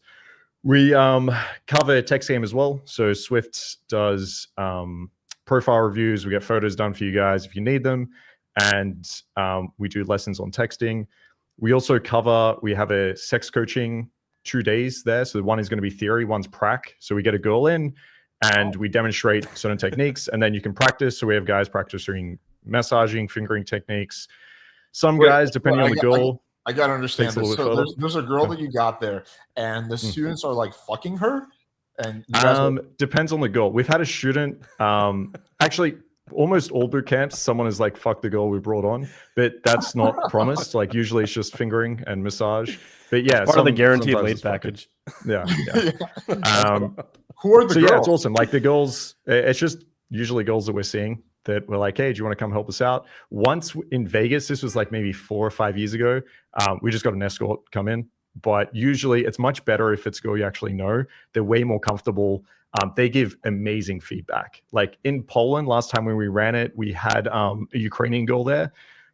Dude, she was amazing. Like we were practicing dirty talk, and one of the guys seemed really nervous. And she's like, wait. She's like, why do you think I'm in your bedroom right now? And the guy is like, because Marcus knows. And she's like, no, role play. We're on a date. Why am I here?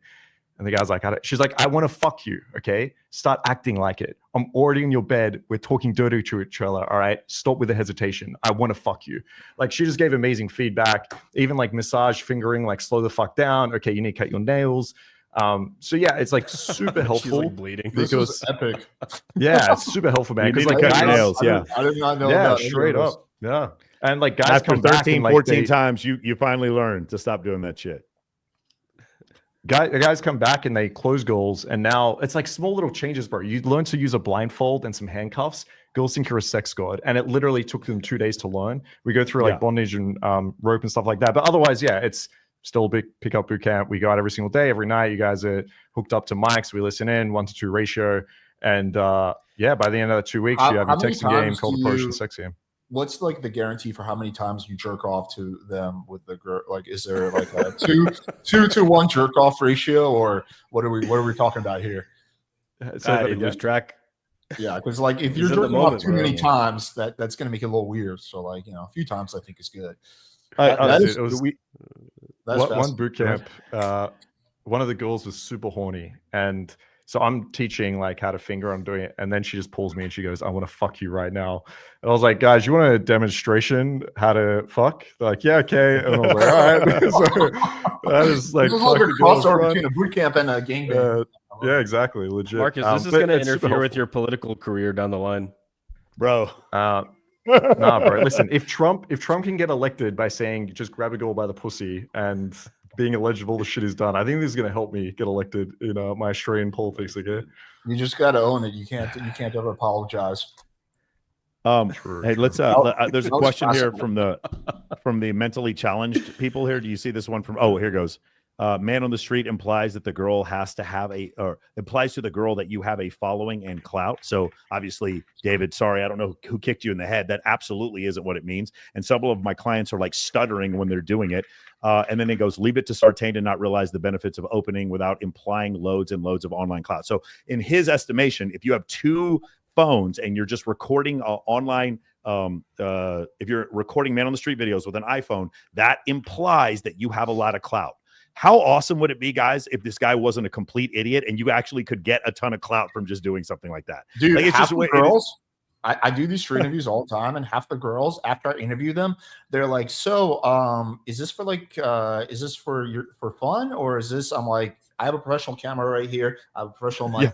They have no idea. They don't know that. They're like, oh, really? You're a YouTuber? Like, they had no idea. There's like a boom guy with a boom mic. So the commenter, David, this would be a good time for you to take a little bit of feedback. No, bro, you have no idea what you're talking about. Man on the Street video is an incredible teaching tool, and it does not cause the women to become attracted because they assume loads of value, bro. And by the way, if it did, David, you're the first person who should use it. You're the first person who should use it. I would argue that in Miami, at least, maybe it's not the same in other cities. It actually is harder to pick up a girl with the street interview concept than it is just cold approaching her. Because there's so many people doing this, and I think that a lot of them just have like shitty channels, and so I think the girls can be more on guard. And I think it's also, you're almost like a street person, person who's like hanging out on the street doing shit. Like, that's just implies lower value. So I have a much easier time picking up a girl without any of that. Yeah, it's really going to depend. I have students that do this, and some of them kill it because they are a little bit confident and they get a huge amount of like social proof from this. Sometimes there's other girls around, they get some pre-selection there. Sometimes it can be super beneficial, but you're right. Other times, like if you're a little bit nervous doing it, you're just like the loser clown on the street, and girls are usually just making fun of them at the beginning. So I'll tell you, I think it can carry some value. It might not. Yeah. I think it's going to depend on who the girl is, where you're at, and how you're conducting yourself. I'll tell you the number one reason why I do this, Marcus, is the number one reason. It's because the guy will talk to me and he'll say, Michael, I did what you said. I've been going out to clubs and been talking to girls, and for some reason, like after I talk to them for a little while, they just kind of walk away, and I don't really understand what the problem is. And then they do this man on the street video, and I swear to you, bro, it goes, "Hey guys, where are you guys from? What are you guys?" They can't even like put the microphone near their mouth because they're too afraid to do it. "What's going on, guys? Do you guys want to come and have a drink with me?" And I'm playing the video back for them, and they're like, "Whoa, that's what I sound like?" I was like, "Yes, dude, women come around and you sound like a little fucking girl. That needs to stop. You need to treat them all the same." That's why Man on the Street is so incredibly valuable, or just any video of them doing an approach, because it's the crack in the voice inflection, the change in the pitch. Is like, "Oh, I'm going to talk really fast now because I don't want you to walk away before I get through the thing I'm saying." And they start talking very fast. They start talking very high pitched, because of the fact that they're not used to being around attractive women, and you're not going to ever get that feedback, and they're not going to know. It's like a person whose breath smells and he can't smell his own breath. they're not going to know that they sound like that until they see the video. So to me, this has been the most beneficial thing, is watching the guys. They have this like flamboyant like neck and arm movement while they're talking to a girl, this weird thing with their head, and they don't see it. And then you film it and you're like, hey man, let's try a little bit more stoicism. Let's try a deeper tone. Let's try to not change our voice just because she has big boobs. That's why it's so incredible. Put your dick back in your pants. This isn't a Marcus UMP boot camp, for God's sake. Exactly. Yeah, no, recording in Infield I'm gonna mention my valuable schedule thing if you want since to give everyone else feedback. talked about their schedule. But Talked about my so yeah, prior to the program, I give them Sure. 250 lessons in a course, and there's like some specific lessons in an immersion accelerator course that they have to go through. First day is all inner game, so I don't. Basically, I found that action is. I'm gonna take a piss. Just let me know when this is over. Action is counterproductive if your inner world So- really isn't aligned with what you want. Day 2 is a valuation day, which I actually like your exercise, Michael. I think it's good. There's another exercise I do that's kind of similar to that. It's a selfie exercise. I basically have them go out and do as many selfies as possible in a time frame. We call them Snapchat opens, because the Snapchat app actually has a front side light, and we make them make a video with the girl instead of a selfie. But yeah, I mean, it's a similar concept. So yeah, so we got night game, and me and my assistants are basically with the students. Day 3 is all about night game. So we do exercises based around night game, how to meet girls at night, and all this stuff I have in a immersion video. Day 4 is day game. So we basically film you unethically during the daytime, and we review your Right, footage that's how you afterward. do it. And you shame the woman. And yeah, well, the day game takes like 4 hours, and the reviewing takes like 4 hours. So it's basically like pretty much the whole day is just day game. There's an optional night game after this if the students are not burnt out. Day 5 is all about photo shoots and digital games. So we basically get really good photos, unlike some of the other photographers mentioned in this call. Fuck you. Our photographers actually know how to use a Justin camera. is good. No comment on that. I know you guys like the guy, but Well, it's not that I like him. He takes good photos. He took my Tinder photos. People that I'm don't getting know a how to shitload use of a fucking matches. camera, dude. Yeah, he took my photos. Yeah, Some of the most likes That's- I've ever that's gotten great. were from his photos. that's wonderful. Mhm. Using a camera is a prerequisite for our photographers. So we get really good photos, not just good stuff in the shot, like good composition, but actually good quality photos as well. Combination of DSLR camera plus phone camera, so it's not just try hard or whatever. Then we also show you how to edit the photos. We can edit them for you, and then we show you how to rate the photos using 3 different methods. Day 6 is all about relationships and life values. So basically, meeting girls is great, but how do you transition that into a relationship? How do you act after sex? How do you transition that into something meaningful? And then how do you wrap up establish the sales pitch? your life values? Bro, we've been Well, on this bitch for a I minute. like learning from you guys. You can learn from this as well. And then day 7 is all about integrating that into your life. Okay. All right. Awesome. Hey guys, for me, no more details. Just go to vegasimmersion.io. You'll literally see me in the strip club, like where I teach. I am You never guys are welcome. pulling up Austin, a if you ever comment come, like this ever again.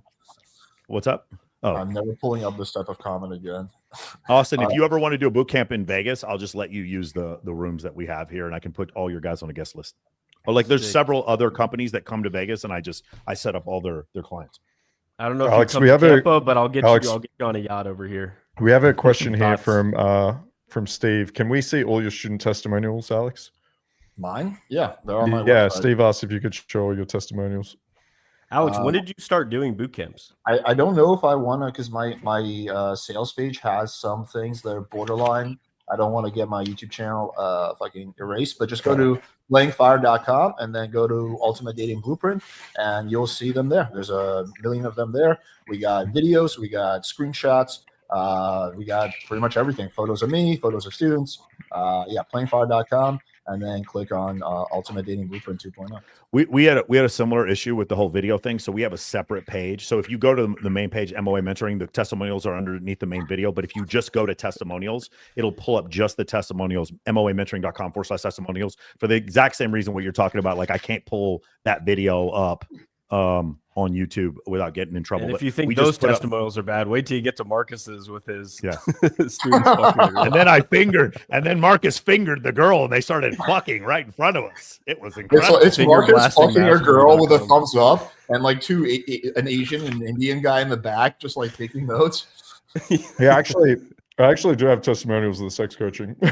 No fucking right. Like I have this no is a huge doubt part of the game. whatsoever you do. Like, do you have a I have separate no- website on that, or is that the same website? I do. I have a orgasmic bliss coaching, but I created a course around it, and I have me fucking like 4 girls in there. It's a whole course, but then honestly, I had to change a heart about putting my porn online. But I'm gonna redo the course just without my dick shown everywhere. But it's a huge part of the game. Like a lot of guys have sexual anxiety. A lot of guys don't know how to close. The biggest reason like retention usually fucks up is bad sex game. So I do have testimonials on the sex coaching side. I mean, it is a big Why part. do you have a change did of you heart decide to about- redo the course with a dildo or what?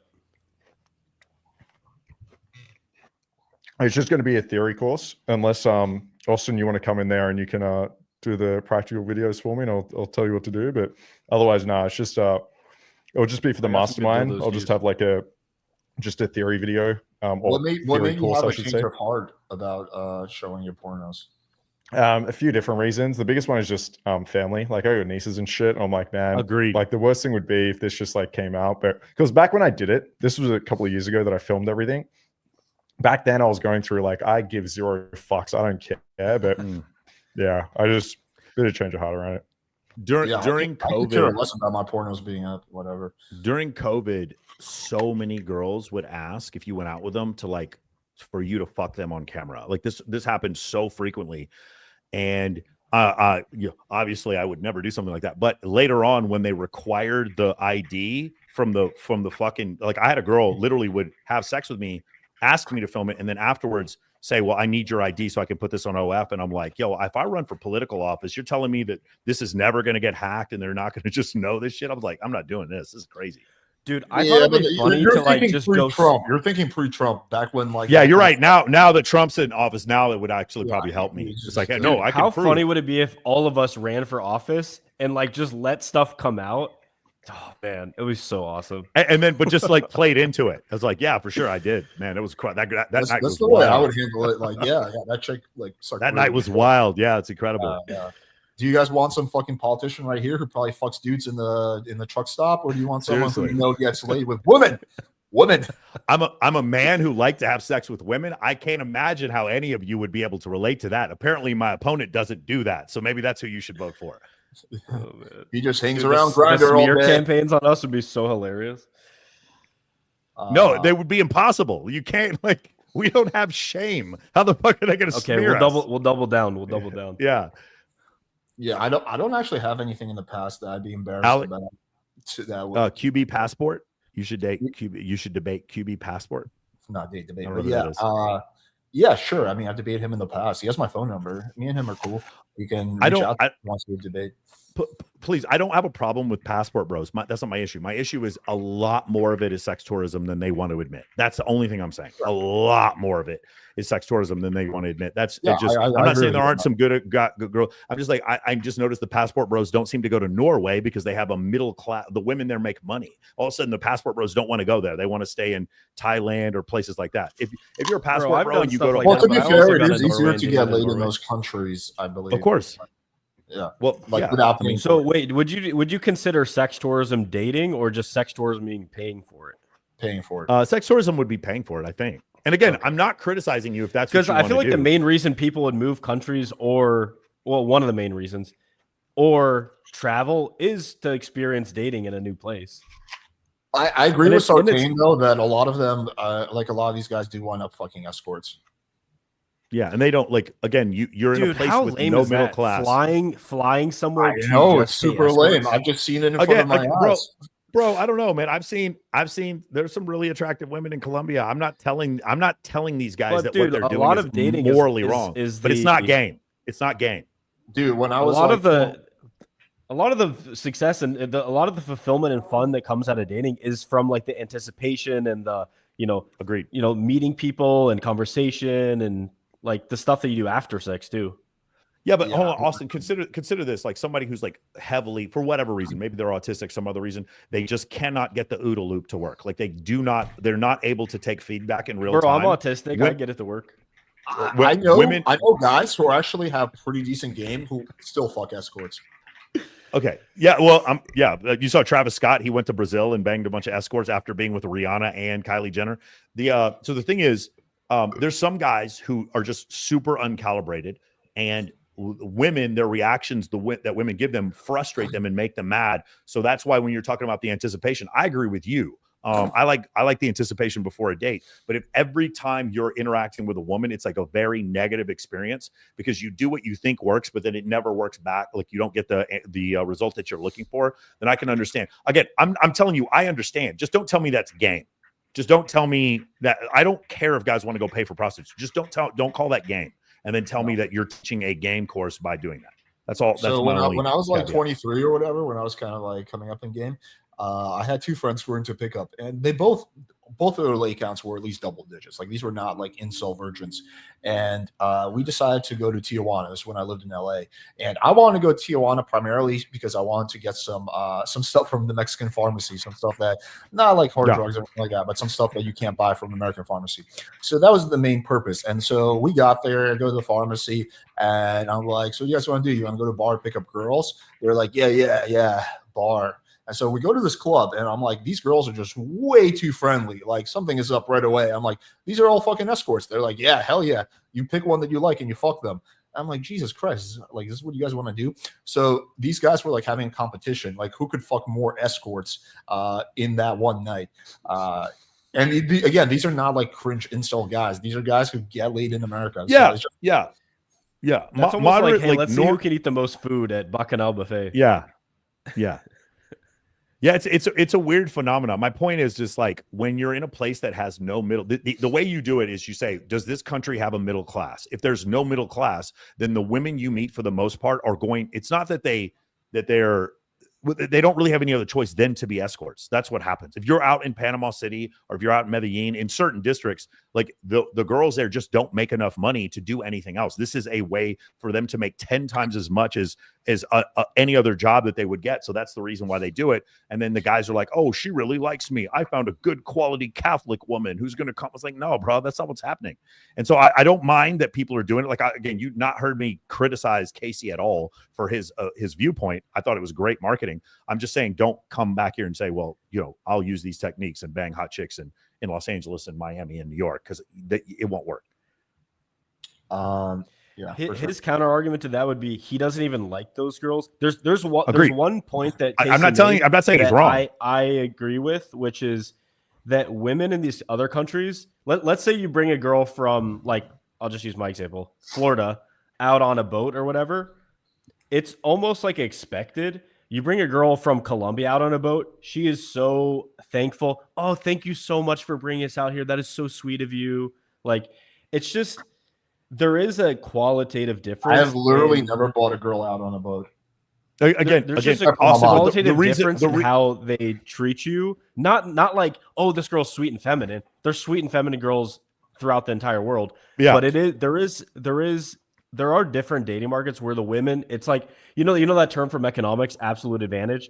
There are some countries that they literally just have like a competitive or absolute advantage in women. Like some of the Nordic countries. But it's arbitrage because our standard of living is higher than theirs, and we have a middle class. And they have more disproportionately hotter women in Eastern Europe and in the northern part of South America than any other place in the world. And so that's where the arbitrage economics of the whole situation happens. Again, I don't want these guys to think that I'm judging them. Dude, if you run a Fortune 500 company, you're stressed as fuck, and once a quarter you want to go fuck a bunch of prostitutes in South America, I'm not here to judge you. Just don't come back to me and tell me that you're good with women. That's all. I sort of judge. I think it's super gay and lame. Yeah, I think it's super gay and lame. especially in Colombia, because it's so easy to get laid there without like any money involved. Bro, everyone gets laid in Colombia. Like everyone. Well, that's Yeah, but I mean, I agree with First of all, Michael. not Like, everyone, if no, that's what you Austin. want to do, if that's what you want to do, go do it. Just don't say you have like the best game, right? Or like say, hey, Americans are sell going a to teach you course. how to fucking game. Also, Do not- people not- say they not have good everyone. game and they're just fucking hookers? Who? Yeah, Austin, like not that's the everyone point. gets I don't laid in mind Colombia. people. I've had emails from people who are like, dude, I saw your video in Colombia. I went down there and I'm still a virgin. Like the Colombia is maybe 5-10x easier, but if you're at 0, multiply that by 5, you're still at 0. Sure. So, Agreed. Yeah. No, agreed. That is also really lame. Just like thinking you just wave a passport around and girls will like flock to you. I mean, yeah, you need to be able to at least somewhat maintain a convo with a girl. You're primarily going to be using dating apps, so you need to have at least somewhat decent photos. No, I don't know. Guys, Baltics trip. Who's down for like Estonia, Lithuania, Latvia? I don't I leave am. my apartment. I'm down. Let's do it. As long as I have an internet connection, I can do it. What are some great mindsets have while encountering women's goody shit tests or navigating tiny obstruction? That's an interesting phrasing. I'm Mike, really you seem like interested. you know the answer. Go ahead. Yeah, I'm really interested in what Marcus is going to say because it might be something similar. I agree and amplify, or I act extremely naive. So when I'm like, sex, it's like when she's like, I'm not going to have sex on the first date. I'm like, sex on the first date? That's fucking disgusting. Why would you ever do? We're not even married. There's no way we're going to even have sex until after 3 or 4 months. I would never have sex. And I just play it up and she just starts laughing. And then usually, you end up hooking up that night. But that's the thing I do because it's not the shit test is like you said, you labeled it properly. It is a shit test. She just needs to receive a feeling from her shit test. And if you give her the proper feeling, then it unlocks the door for her to want to have sex with you. And so in this case, if you play against the feeling, she gives you a shit test. So it's like, hey, I'm a goody girl. I'm not going to have sex with you on the first date. And you try to steamroll that, then what it's going to say is, okay, you failed the shit test. But in another case, for me, what I do all the time is like, I have girls come back to my place. And I'm like, listen, I just want to let you know, like, I'm not really comfortable with having sex on the first night.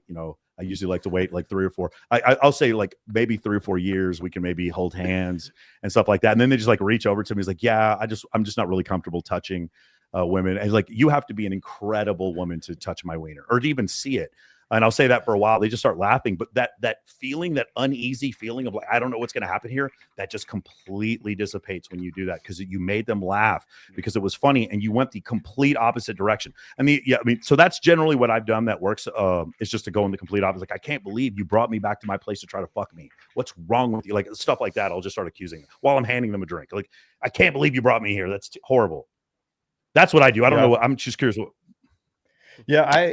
I think it's important for guys, number one, understand if this is actually a test or actually a concern. So sometimes it will be a test where basically the girl just wants to make sure that you're not super fucking needy, that you're not super reactive. Because one of the biggest fears a girl might have is, I'm really into this guy, I want to have sex, but if I change my mind at the last second, is he going to get really upset and try push for this? And also, does he know that I'm not incredibly easy and a super big slut? So sometimes I'll say like, I don't want to have sex. And it's just a little bit of test there. And yeah, you can like joke around this, whatever. I usually just say like, look, I want to have amazing sex. Okay, that's it. I don't really give a fuck, but if we're going to have sex, it's going to be amazing. And it's when you really fucking want it. So that's it. And I'll just say that. And I'm honest. Like, I don't need it. I don't care. If we're going to have it, it will be the best sex of your life. But that's only going to happen if you're eager, passionate, and wanting it as well. So that's one way to deal with it. Now, sometimes it's actually a concern, right? Sometimes she's got a fucking period. She hasn't shaved. Like, there are concerns out there, and it's nice to know, right? Sometimes you just have to ask. I'll just be like, yeah, no worries, cool. But what's holding you back? And then if she says, well, yeah, I haven't really shaved, then just deal with that. Listen, bit of blood, I don't give a fuck. I'm a real man, okay? I don't care. Then the problem's solved. Another way is value, right? Maybe they're just not that into you yet, like we were talking about before. Assume that you can build that attraction. Start to sexualize the conversation a little bit more. Start to get her a little bit more turned on. Now, instead of her feeling like, I'm just not feeling this right now, now she's going to be jumping on your fucking dick. So yeah, I think it's a combination of those, is showing you're unreactive, you don't give a fuck, showing that you're not going to be pushy, that sex is going to be amazing, and then build some value, make sure there's no concern. The other thing I've done the that proper order to do it in too. because the first time you don't want to be super reactive. Like if she's like says nothing's gonna happen tonight, like 30 minutes in, you're not gonna be like, let's break down your exact concern. Like you want to be playful, and then Well, there's a that's difference good between word. How shit dare test and you? You think concern. something's gonna happen tonight? Do I look like a fucking slut? I'm not gonna get cooties from you. That just going that. Here's one other one I do, which is just yawn and then say, hey, let me, I got to get up early in the morning. Let me call you an Uber. That usually then leads to like this very like low pressure communication. And generally she doesn't want me to call an Uber. I've also seen that work as well. Yeah, I thought this guy put it, but one of my favorite ones is for like the first time this comes up is I just say, listen, I'm on my period, so nothing can happen anyway. Yeah, I'll just give you Yeah, quickly I my definitely, answer as well. 3 ways to pass a shit test. The first one is to flip it on her. The second one is to agree and amplify or use sarcasm. The third one is to be calm and dismissive. So example, we're going back to them not having sex tonight. So example of flipping on her would be like, wait, what makes you think I want to have sex with you? That would be example of that. Second example of agree and amplify using sarcasm and be like, no, of course not. You think I have sex on the first dates? No, come on. We barely got to know each other. Come on, stop thinking about my body. That would be Alex, I'll bring it up before we even get back to the place. I'm like, hey, I hope you don't think that you're just going to come back to my place and do weird things with me. It's not going to happen. And if my fucking cat doesn't like you, I'm kicking you out of here. I just want to let you know. I'll show him a picture of my cat. And if he doesn't like you, I'm kicking you out of here. I think that can work if you're advanced and you know what you're doing. I have seen that backfire for people. They sometimes create objections that didn't exist. But I think that can be done correctly. And the third one would be just so you know, we're not having sex tonight. Of course not. And then just move on. So those are the 3 ways you can pass a shit test. I just want to add here, Like, just for the guys listening. I just want to be. I was laughing because I literally did that the other day. Go ahead, Marcus. Very long time ago. Yeah, just for the guys listening, the guys are saying this with a little bit of tongue in cheek, and they're being a little bit like playful here. I've had students don't get mad and do advice. Yeah, and they'll be like, "Of course not! I can't believe you're trying to touch my dick." Yeah, or they'll just be very serious. Like, what makes you think? They'll say we're not having sex tonight, and the student will be like, "Yeah, I agree, we're not." And now you actually create like mistrust because the girl comes back, you try and make a move, and they're like, "Hang on, you said we weren't." Like, it has to. If you're gonna go that, it has to be playful. It has to be like joking around about. If you're gonna be serious, then do the serious of. Yeah, look, we're not going to have sex unless you really want it. And when we do, it's going to be amazing. But yeah, I'm just saying students seriously here. And I think the biggest way guys fail shit tests is that they will just go into logical mode and they'll try to logically argue with the girl. Did you guys see we had a good date. Like, what do you mean you don't want to have sex? Like, I think we had a good date. We had a lot of sexual tension. Like, that's instant. I remember clearly when I was in college, this one chick I was going home with, and I made that mistake. She said, just so you know, we're not having sex tonight. And I got into like a mini debate with her about like, well, why not? Like, what? I thought the date went well. And obviously I did not get laid that night. I've heard people do this to like try to explain it. Yeah. The biggest thing the girl needs to see is like, I've literally told girls, I can pull up my phone right now and have 5 girls come over this second. I don't really give a fuck that much about sex, okay? We're going to do it. It's going to be incredible. Like sometimes I'll just straight up say that. But yeah, it's important when you respond to this, you're very chill, relax. If you're asking for the reason why, it can't be why the fuck with like a light shone in her face. It has to be like, yeah, no worries, it's chill. But like now I'm curious. Like, you called the police department? Yeah, I need you guys to investigate this girl's not wanting to have sex with me because Listen, Alex, when you're in politics, okay, that's going to be our policy, all right? There's police have to show up to these cases. Yeah, that's how. What would be the absolute worst way to respond? Getting logical, getting. Why is it that you don't want to have sex with me? That's I went and took you to dinner. What do you mean you don't want to have? Of course, you're supposed to put out. You owe me. That's your place as a woman. Or begging for it. Like, come on, please, come on, please. Those are instant deal breakers. Let's do like a few more questions. All right, I was gonna ask you guys: Have you seen the guy that had 1,000 kids? The Netflix. He's like some kind of like he's from Europe, basically a Dutch guy who's a sperm donor, and he basically was like the most prolific sperm donor, one of them of all time. Yeah, he's not even that great looking, honestly, in my opinion. He's not, but it kind of made me think, like, dude, if all the time that I spent gaming and like banging girls with condoms, sometimes not with condoms, but it's like, what if I just spent that time impregnating frumpy lesbians and I had like 1,000 kids? you're not going to be fucking attractive girls, and why would you want that?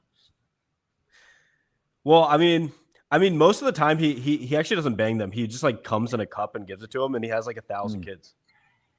That doesn't seem like a positive thing. Yeah, why is this good? This just seems like this is No, not man. pure negative. Yeah. All right, 29 still got a long way to go. Why would it be pure negative if someone can't have a kid and they want you to give them a kid?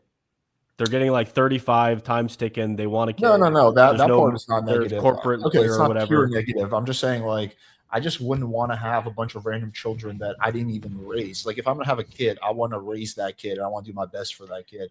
Like, I just don't want to ¿Por have. qué no los dos, Alejandro? I just don't want to have a whole not bunch that. Is, But why not have like 100 kids that you don't really raise, and then you have like 5 kids that you do raise as part of your family, like that's close knit? 5 would still be way too much. Like, if I have kids, it's gonna be 1 or 2 kids. It's not gonna be 5. Are you kidding me? Dude, what if a nuke hits that city and all your kids are dead? Why not have some kids in Tanzania? Okay, I'm done with you. All right, anyway, to the comment. 29, still got a long way to go. Extreme case with bad social anxiety. Didn't lose my virginity until 22. Now averaging 1 to 2 girls a month and raising my standards. Good job, man. Good stuff. I always like hearing stuff like this. And then we jump to this comment. It's never been more difficult in America for men dating market, but it's also true that there's never been more info out there for men to use. What is the evidence that's never been more difficult for men in the dating market? So a couple of things. So that the amount of men who are sexless increasing, or the amount of men who've had like one sexual partners in like the last year or two, that number is increasing. And then also additionally on dating apps, it's the top 10% of men get 100 matches for every 1,000 right swipes. The average man gets 6 matches for every 1,000 right swipes. The average guy has a horrible profile. You ever? No, but that's not. But when we say, hold on, the thing is, we say is it's never been more difficult in America for men in the dating market. I've said this a million times, and until everyone starts thinking the way I do, this is never going to make sense. There's high status men, there's women, and there's low status men. There are 3 different groups. Low status men chase women, women chase high status men. That's the way it works. So when he says it has never been more difficult in America for men in the dating market, he's talking about the bottom 80% of men, and that is true. Those men get 6 matches for every 1,000 right swipes. 69% of dudes who were in one survey stated that they went on a dating website, got on a date, and were friend zoned by a girl. So it's actually worse than being rejected. They're getting friend zoned. So in this situation, like that, it is getting significantly worse, and it's getting worse because of social media, and it's getting worse because I just read the article. There's 5 nightclubs in London every week that are closing down because attractive women are not going out. The reason why I get paid so much to throw some of my events is because I'm one of the few guys left here who can like get a ton of girls to show up to stuff. And so it is definitely getting more difficult for the average guy. If you're a high status dude, it's never been easier. It's never been easy. You know how to use Instagram. Your IG is on point. You're in shape. You have social proof that you can show, relevancy, competency, access to scarce locations, resources, access to scarce networks, humor, charisma. You're that dude. You have never had it easier in your life. Top 1% of men, 150 sexual partners. Top 5% of men, 50 sexual partners. And then you have the bottom third of men, it's like 1. So, Sartain, I used to believe that. Actually, I used to believe that like 2 years ago. But then when I started deep diving into some of the data, so you mentioned initially, I think you're talking about the study that shows that it looks at men 18 to 27, and it shows that something like in 2008, it was about 7% of them didn't have sex. Yeah, I know. So yeah. I already know because Alex from Datesite posted this, and then he posted a rebuttal thing. The problem is, so the number goes up to like 28%, something like that, and then comes back down to like 18%, something like that. That was the reason why it came. Okay, well, I'm letting you know there is a thing that shows the chart of sexless men under the age of 30 going up, and then right after COVID it plummets. And the reason why is because it was right after COVID. Women were far more interested in personal interaction, and that's why it plummeted. And then since then it's gone back up. Yeah, so that's not my rebuttal at all. I've actually dug into the original study about this, and there actually is a lot more details that is just left out when people often talk about this. So when you look at it by age, when you break it down by age, 18 to 20, right, from that study, had like a 50% didn't have sex in the last year. You're talking about the virginity study. That's a different study. You're talking about the virginity study. I'm talking about the Washington. No, I'm talking about didn't have sex in the last year. Okay. Yeah, and so, but once you go up to like 24 plus, it was like 2%. If you go to 22 to 24, it's like I'm pretty sure 4%. you're talking about the virginity study. I'm pretty sure you're talking about, if you look at, it's the percentage of men that are virgins under the age of 30. That's the study you're talking about. Once they get to 29 years old, then it's like below 4%. I think that's the study you're referring to. Once they get to 25, it's below 2%. That haven't had sex in the last year. I believe it's either that or are virgins, but I think it's haven't had sex in the last year. I'd have to double check my video, but I'm pretty sure it's that. I mean, either way, like I think we can agree that, yeah, it sucks for a lot of men. But the question kind of said, even those are a lot of information. A lot of those men are looking at the right information, right? Or any information. And if they are, it might be some like red pill. When I say red pill, I mean the bad red pill shit. The point is, if you're a guy with the right information that actually wants to make this work, this is the easiest time. You have access to fucking millions of fucking women. You have access to the right information. It's actually not shunned upon these days to actually get advice from other men about dating and things like that. Women are more sexually open. You can sleep with more women now. Like, I look at this and think, honestly, this is the best time. If there's a student coming to me and being like, yo, I need some help, the first thing I'm thinking is, you lucky motherfucker, you're 20 years old. Bro, I wish I was fucking 20 years old with the fucking all the information you have right now and the guidance you have right now. This is the easiest time if you have the right information. But yeah, I agree. For majority of guys, it probably sucks balls. There's like the competition's massive. They don't have access to girls that are interested in them and shit like that. But yeah, it's, if you're here, you're listening, you're good to go. Again, I said for low status men, they're having it hard. For high status men, it's never been easier. So the solution is do things that show higher status. Like you are more confident when speaking to women. You can show more pre-selection or social proof. You are in better shape. Do things that improve your status. For those guys, it's never been easier because the rest of the world is being taught the opposite. They're eating a terrible diet. They're going into massive debt. They're not educating themselves. They're getting bad advice from Justin Baldoni and Chris GQ Perry and fucking Will Hitchens. They're getting terrible advice. And so because of that, if you want to get out of that low status men category into the high status men category, that's the solution, rather than just trying to like shame women or whatever, hypergamy is the problem or whatever. No, hypergamy, it exists, but it's not the problem. It's definitely not the problem if you learn mechanisms to be a high status man. And I'm talking about mechanisms other than money, other than looks, and other than height. Other than those things, there are mechanisms that can put you in that high status category where more women find you attractive, and it's just dating is much easier in that space. Okay, I mean, I agree with that. I think, okay, the way you describe high status is different than the way I imagine it. When I think of high status, I just mean like clout. Like you have like you're someone, or it can be local status, but you have status in that environment. I don't mean like your confidence or your tonality or all of that. But I think the way you define, based on the way you define high status, I would agree with you.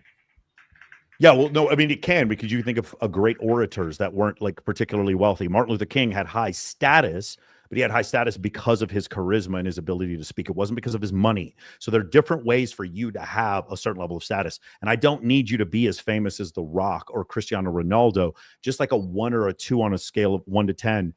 Because when we go out in my part of the town, in my part here in Las Vegas, when I go to a restaurant, this chef will come out to greet me. It's just a little bit of status. When I go out to a nightclub, the door guy knows my name. He gives me a high five. He lets me up on stage at the nightclub. It's a little bit. It's a 1 or 2 out of 10 level of status. And if you do that, because so few men have any understanding or concern about this, you crush other men. This is the reason why, again, the top 10% of men on dating apps are getting 16 times as many matches as the average man.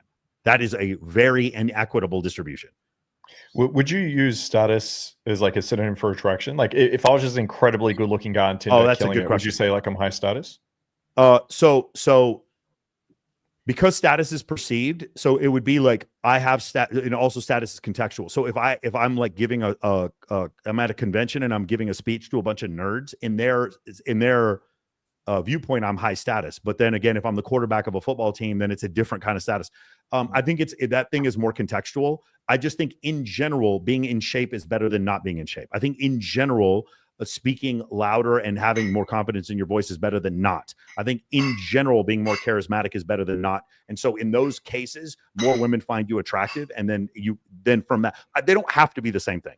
but one generally does lead to another. I've definitely had girls come watch me speak, do public speaking, and it's very clear that they found me more. When I'm a ring announcer, I do a ring announcer for boxing, and girls will watch me on stage, and like little Jesus girls. Christ, how many hustles do you have?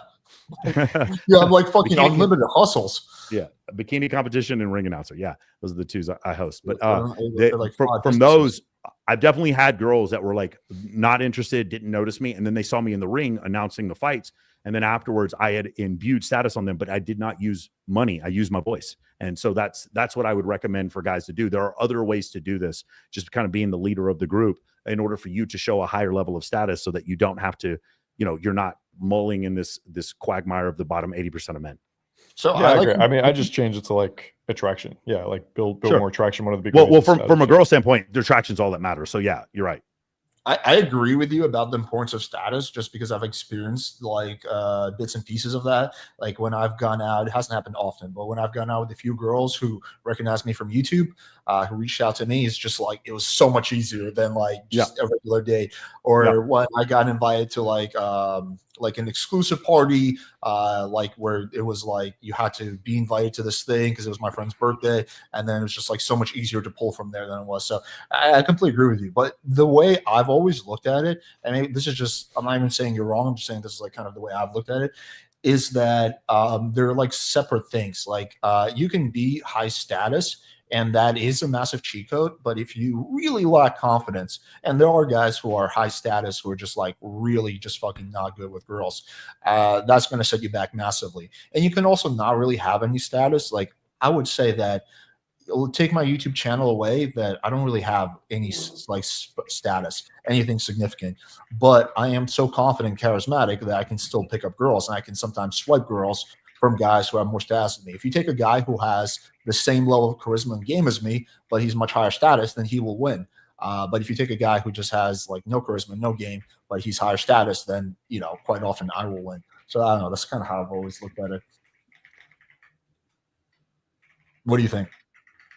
I mean, I'm just of the opinion I can take it with me wherever I go, and it doesn't matter if anyone knows who I am. I can still project status, even if no one's ever seen me, met me, whatever, just by the way I carry myself. So yeah, Alex, and maybe I'm using it the wrong. Game's good. The wrong. Yeah, I would personally call that how game. You're communicating, and how status is. No, I understand. Part of your game is status signals, like how you're communicating. If you speak loud, if you speak confident, how you talk to people, that is status.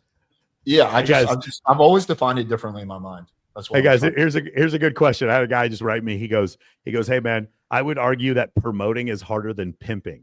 And I was like, what the? He's a promoter, and I was like, bro, what are you talking about? He goes, no, pimping is definitely harder. And he goes, no, not at all. And here's his response. Listen, in promoting, you can't capture her and hook her on drugs, so she's consistently dependent on you. Like, yes, you can. That's fucking terrible. Yo, Michael, how much screen time do you have per day? Because do you spend a lot of time messaging, or do you have people message for you? So I have a VA who does it, who does the messaging. Okay, yeah. Nice. So it's pretty real easy to teach them. You can go, we can teach you at MOA, but it's real easy to teach them. You just give them your checklist or your list, your Google spreadsheet, and then they go and message every one of the girls the invites for your events. Do you give them your login, or do you give them access to like Go High Level or something? No, we've tried Go High Level. It doesn't work. I give them access to my login with 2-factor authentication. I've never had a problem. All right, let's do like 2 more questions and let's wrap up. Wait, no, not this one. So I want to address this. The black pill would say in general being handsome is better than not being handsome. You don't have to be a black pill to believe that. Every single person, any person believes that. 99% of people on the planet believe this that. Is not what the let's be real. This is not what the black pill is. The black pill says that if you're not handsome, you're fucked. That's what the black pill says. Handsomeness is the only thing that fucking matters. That's what the only thing that matters. Exactly. That's what the black pill believes. Okay, let's do one more. I think there is a overlap between status and looks as well, but I wouldn't say that it's 100% like the black pillars would say. I'd say it's probably like 30%. I don't think they would even say it's 100% overlap between looks and status. The argument against status would be so few guys can achieve it. It's not practical. That would be their argument. I would agree. Yeah, with it's Michael. just not true. You can achieve a lower level of status. Like it's almost better to be like a local celebrity. Like Justin Mark in Canada, like he out competes celebrities because he has so much local clout. It's absurd. Yeah, sure. I can believe that. What is building attraction? The sound mystery master. You literally think you can spark attraction when you talk to them in the street without them being attracted to you. Yes, 100%. My model revolves around assuming attraction, although less so for cold approach. I think it depends. Like, it just depends. Obviously, you're going to have a higher success rate if the girl's warm or hot. But I've had situations where the girl was not interested in me. I wrote about one. This is like the most drastic one. I don't know if you guys know who this is. Do you guys know who BJ Fitness is? It sounds kind of gay, but Oh, Yeah, Jesus he's Christ. Australian Yeah, remember that name. back in the day, bro. yeah. So it was that time, Marcus, when I met you in Poland, and then me and BJ went to. There's another guy there. We went to Prague, and so that other guy, Antonio, he was with a girl. So me and BJ went out, and BJ is like a bodybuilder, right? And at that time, I was like 145 pounds. I was really, really skinny. This was way before TRT days. And so we approached two girls, and I approach, actually, he's kind of hanging out in the background. And the girl was like, no, you're not. Right away, she was polite, but she was like, you're not my type. I like guys who are bigger. And basically instant rejection. And so I was like, oh yeah, you should meet my friend then. I just like took her hand, put it on his ab. She's like, oh yeah, he's cool. And then at the end of the night, I wound up having sex, not him. So that is a classic example of me being able to build attraction. So yeah, I mean, we all have so many examples of this where girls will probably say, not my type, and we fuck them. Like, the simple thing, if you're this guy asking the question, ask yourself, have you ever been on a date where you had attraction and then you lost it? Right? The exact same thing is happening in reverse. This girl is finding out more about you, and she either finds those traits attractive or not attractive. Probably for you, I assume she's finding him plenty not attractive. But if I go on a date, the girl doesn't know who the fuck I am, right? If she starts finding out that, yes, I'm an international coach, if, I do have this status in the cloud, if I am going to be amazing in bed, if I am super confident, if I am not reactive to what she's like, all these traits, she can't just know by looking at me. She doesn't know who the fuck I am. This is the same with friendship. I'm sure you've met a bunch of people at first you thought were complete douchebags. You might be good friends with them now. Or the other way around. You thought this guy's fucking amazing, and then 2 weeks later, you hate his guts. It's crazy to think that as humans, we meet someone, look at them, we know everything fucking about them, and that's that. Obviously not. There are going to be traits that are attractive that you're going to find out over time, and it's going to increase the attraction with the woman. And I'll back this up with the gay science answer. There's 6 adaptive problems that women are trying to solve for, and most of them are you need behavioral cues. It takes some time for women to understand those behavioral cues because she needs to see you in a variety of different situations, etc. But we were talking street without you giving them a drink. The comparison isn't the same. I've had many girls who I have never bought them a drink. Like, do you think a girl is going to fuck a guy because he got her one drink? Like, is this really where we're at? Like, do you think a girl's going to be like, well, you got me a drink, so now I have to fuck you? Like, you think that's going to play a big role? It's so crazy. These questions when the guy's like, oh, man on the street they just think you have clout, or you buy one drink, and it's just so obvious you guys don't fuck, and you're asking these questions. And that's why for us it's so confusing, and we get so frustrated because it's so blatantly clear you have no idea what you're talking about, and then say that we don't, and then we show pictures proving we do. So the most recent video I released is called Average Guys Reveal How They Met Their Girlfriends. And I just interview a bunch of couples where the guy's like average looking. And so, some people were like, yeah, this is awesome, man. This gives me hope. But there also saw comments like, well, all these guys must be rich. Of course, there's going to be some all these dudes must be rich. There's going to be some reason. All these dudes must be simping. Like, shit like that. I'm like, Jesus Christ. Like, there's no amount of evidence you could show a black pillar. This is something I've come to terms with. No amount of evidence you could show a black pillar. I could show a video of that guy, like, from his birth, like a whole fucking thing where he, like, eventually meets his girlfriend, fucks her, like the whole sex tape. It's like, yeah, it's probably digitally altered. Like, there's just. I mean, the reason is for them to understand that and admit that, Alex. The same way they have to admit that this is my fault and I'm not good enough right now, and there's things that I need to do and change. So like that's super hard, bro. Imagine coming to terms with like, I'm the reason why this isn't working. It's much easier to like look at your video and say that guy must be rich. Yeah, I think victim means it's not my fault. That's what victim means. Victim means it's not my fault. I'm fat, it's not my fault. I'm a YouTube troll, it's not my fault. I don't have any money, it's not my fault. I live with my parents, it's not my. That's what was your victim guys' means. reaction when you first saw a video about game and you first knew the game was like a thing? it was. It was when I read the book. It was when I read the book, The Game. It was extremely gave me a lot of hope because I thought like this was like my little secret. Like I was the only one that everyone else more or less had to figure it out. It was like, holy shit, like I'm not alone. It's like imagine you have a disease and you think like you're the only one who has this disease, and you discover there's a community of people who have this disease, and also there's a treatment plan, and a lot of them have recovered. I mean, it was like gave me massive inspiration and hope. For me, Eben Pagan had a double your dating course that was on DVD, and he had a bunch of different. So when you read The Game, he talks about Neil talks about going to this course and speaking on stage with a bunch of other people. I watched that course before I read The Game because that course had come out before, and then Eben Pagan later came out. He went by the name of David D'Angelo, the double your dating course. And then afterwards, he came out under his real name, Eben Pagan, and he's the guy who invented the squeeze page that so many people use right now. That was the first time I'd ever saw Mystery Owen. That was the first time I saw Neil. That was the first time I saw Eben. The first time I saw one of these people. And then The Game came out, and I'd already been exposed to it a little bit. But when that book came out, then I read that.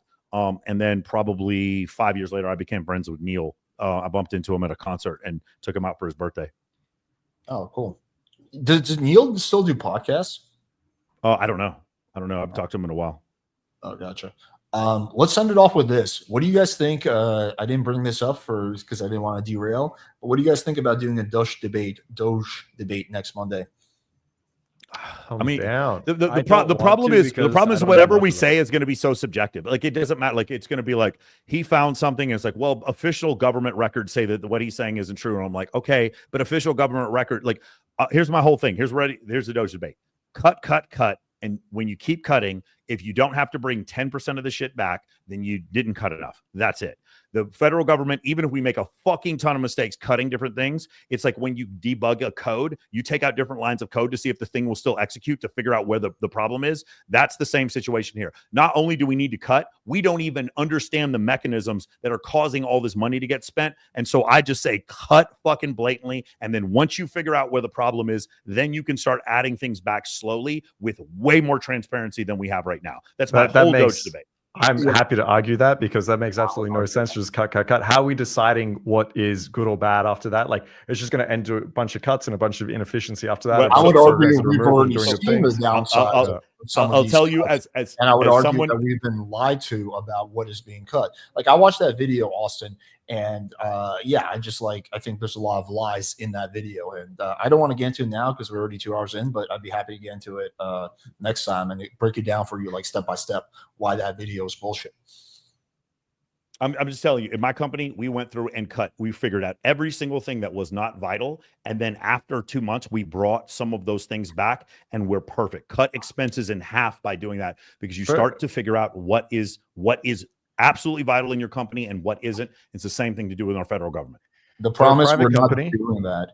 Yeah, exactly. For a private company, that might work. You look at some things and say, I'm not really sure if we need this. Let's cut it and see what happens. I think that's fine. Yep. That's not what's happening with Doge right now. So I agree. I think it's more important that you cut government spending because government is so inefficient at using money. So every dollar that can be used in a private enterprise is about 10 times more efficient that can be used. I know you're a narco-capitalist, but some of the stuff that's being cut is just horrible and is objectively going to hurt America more than it's going to help America. But again, I don't want to like start the debate right now because this is like at least an hour-long debate. I just wanted to see if you guys were down to do it. I mean, I could do some research. The problem is we're just going to be coming with objective stuff, like subjective ideas back and forth. No, again, for me, in general, most dollars spent by the federal government are misspent. In general, I believe that. So in general, if you blindly start cutting, I think you're doing better, more good than harm. In general, especially when you look at this massive inflation rate and the incredible amount of debt that we have in this country, we have no possibility of paying this shit off until we cut till it fucking hurts. We have no possibility. And your grandchildren are going to inherit massive levels of inflation. We don't. Yeah, I need mean, I to just don't think that's get true. rid of So it. I'm down to debate it. Yeah, so let's just get There's a show $30 that- trillion in debt. Our country's $30 trillion in debt. What do you Yeah, mean? we have our own So national then- sovereign currency. So then why do most they of the want to debt do? is owned by American companies. So why are we talking about tax cuts and more military spending? Like that's just contradictory to this whole thing. So I mean, I'm happy to. No, that's not a Doge debate. I'm with you. Sometimes you need tax cuts, sometimes you don't. But my point is, as far as cutting spending, neither party has wanted to touch this for years. And the fact that someone's touching it, even if it's completely under malicious, nefarious, narcissistic dissent for doing it, cutting is what's important. And no one's wanted to do this for 50 years, 100 years in this country. And so someone, if they could just make this acceptable to start deleting certain departments from the federal government that don't do shit, I am all for it. And then once we find out we're wrong, then we can bring it back. A lot of stuff that has been cut principle- actually is very important. And it's Exactly. actually now there's more I harm agree than with the good by principle. cutting that thing. I agree with the principle. If we say there's a lot of government spending that doesn't do shit and we should cut it, of course. But the problem is the practicality of that. They haven't found things that are not important and been cutting it. They've just been cutting. I mean, random we're shit. going to disagree on that. I mean, We I think can, they have yeah, to. I mean, we can Well, argue. we We can can go look at the through- we can programs go of through it cut fact and we by can fact. I can discuss just- whether it's important Yeah. or not. Yeah. Well, So, okay, what would happen? Go ahead. But let's just get like again. I don't want. I didn't want to start this debate. Like I just want to get an idea if you guys are interested or not. Like just if you're interested, let me Yes. say yes. If okay, you're interested. Austin, are you interested? I don't think my opinion would even like you guys are gonna be arguing about these things, and I'm gonna literally argue against taxation in general because it's immoral from the grounds like ground level. Okay. So my opinion, my Yeah, I know. opinion, and the philosophy behind it is like kind of different. Well, we can just argue. What Michael was saying made complete sense to me. But Yes. Okay. In theory, it is good to cut things that are not useful. I think everyone agrees with that on the left and right. The argument that me and Marcus would make is that we're cutting things that are actually good, and some of the things we're cutting are actually causing more damage than they're actually saving money. That would be the argument. So where do you stand, Austin? You want to do it? You don't want to do it? You want to? I don't want to research anything. You don't have to. Yeah, that's the only You- thing. you Like guys I can do would, it. I would do it. I'd have to set aside a whole week where I wasn't working and then just do research on it, and I would have my notes out. I also and hate five fucking perplexity moments defending open. other people that I don't even know and like their actions. I like more philosophical debates, like what should the functions of the government be, or what should like See, I versus prefer like more pragmatic. technically. Well, Elon, what he did, he cut this one, and then this lady died, and it's like I don't give a fuck, dude. My identity is not so large that I need to defend some random guy. It's but not about identity. The it's just general about the principle intellectual of challenge. cutting government spending, I think, is good. I don't think the government needs to be doing that much. No one Like, disagrees there- with the idea that you should cut waste, fraud, and abuse. That's why we had Inspector General. Yeah, the problem is no one has. Exactly. No one has. The problem is no one has. No one has even touched this. It's been a political nightmare because the problems that happen, all these people are supporting you because of the money you send to their district. The idea I've just got a this question. Do you think with this administration and with Doge that they're going to reduce the budget spending in this administration? Yeah, I do. Well, I do. no, I absolutely do. I've seen. will say- I mean, this is an objective. This is an objective thing we can go over. Just like there's a 70% chance that Kamala Harris was going to win. I'm telling you, let's look at this at the end of the administration. Hang on, that's not the same thing. That was my prediction. That was not an objective. Okay, got it. fact. Well, my prediction is yes. Well, I'm doing the same thing. My prediction is at the end of this administration. But we don't need yes, to we are look. going to We see. don't need to do predictions. We can just take a look at the what's it called? The bill, the spending bill that's making its way through, I believe, the Senate right now. We can just look at that and we can look at the numbers there. There's about It says it's going to decrease federal spending by $2 trillion over the next 2 years. yeah, Who it's said not that? though. If you actually look at the numbers, there's a That's from the New trillion. York Post. There's a trillion in extra debt because And we're Wall going to give a Street massive tax break. Okay, so you're saying that this tax bill that's making its way through Congress is going to cut by $2 trillion? It says the Department of Government Efficiency, led by Elon Musk under President Trump's administration, aims to reduce federal spending. That's not what I'm talking about. Yes, you're talking. What you're Oh, saying, Austin, Austin, is he's come out and said we're going to reduce it by $2 trillion. What we're saying is that is complete dog shit. There's no way he's Yes, reducing it by I $2 know the trillion. disclaimer. I'm talking about the I don't know. the actual don't bill know if that's he- in Congress right now.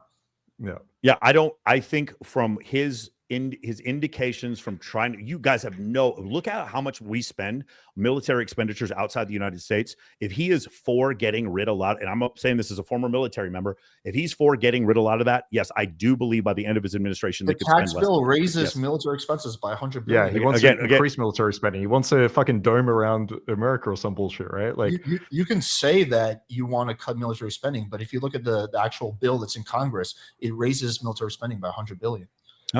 Okay, Dude, I believe that by the end is also one of the most they're like each dollar I think spent in the military, it's like you get like 4 cents or 5 cents of value from it. It's one of those like 1 to 20 people on the left but before you need cutting to- military I don't know if that's quite true. yeah, and I don't like how you measuring Yeah, value. let me- Like let if me you're find the saying how much overspending. money we're making for military spending, you're not spending on the is the- military to make money. You're spending on the military to have defense, I right? think we can Influence easily in cut the war. Pentagon budget by half and still have by far the strongest military. So no one on the left is against that. It's just that's not what's happening. But anyway, all right, we're going down this road. Anyway, I'm down. So okay, so is that a pass for Michael and Austin? I just want to clarify. I have to consider like you'd have to give me I'm a couple almost days like a to third party here.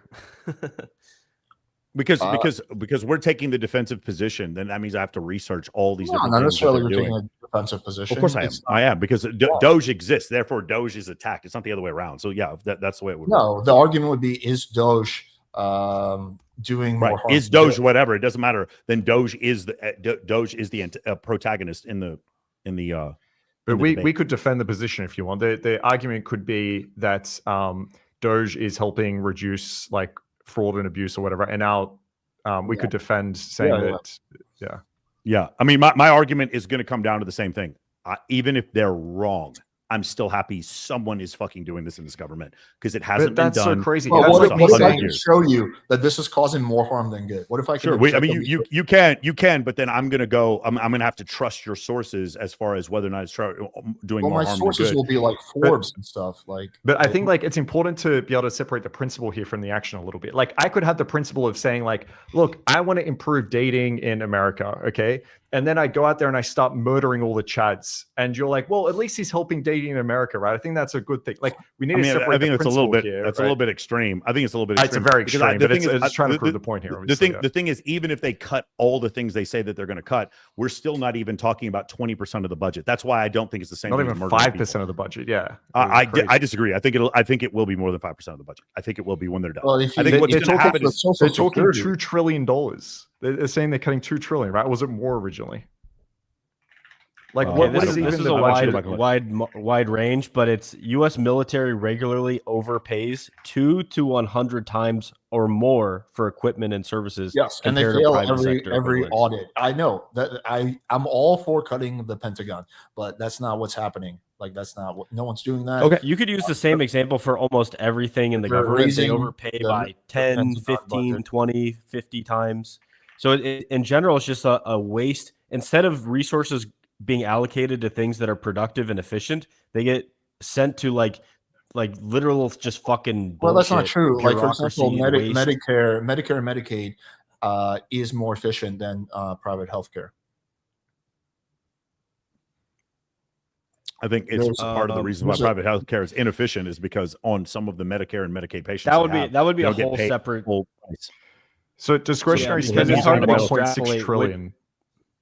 All right, Like wait, the worst spending in general is when you have corporate plus government that provides like a protective moat around this like corptocracy. Yeah, I like, agree. I Incest agree. gangbang. Yeah, I agree with that.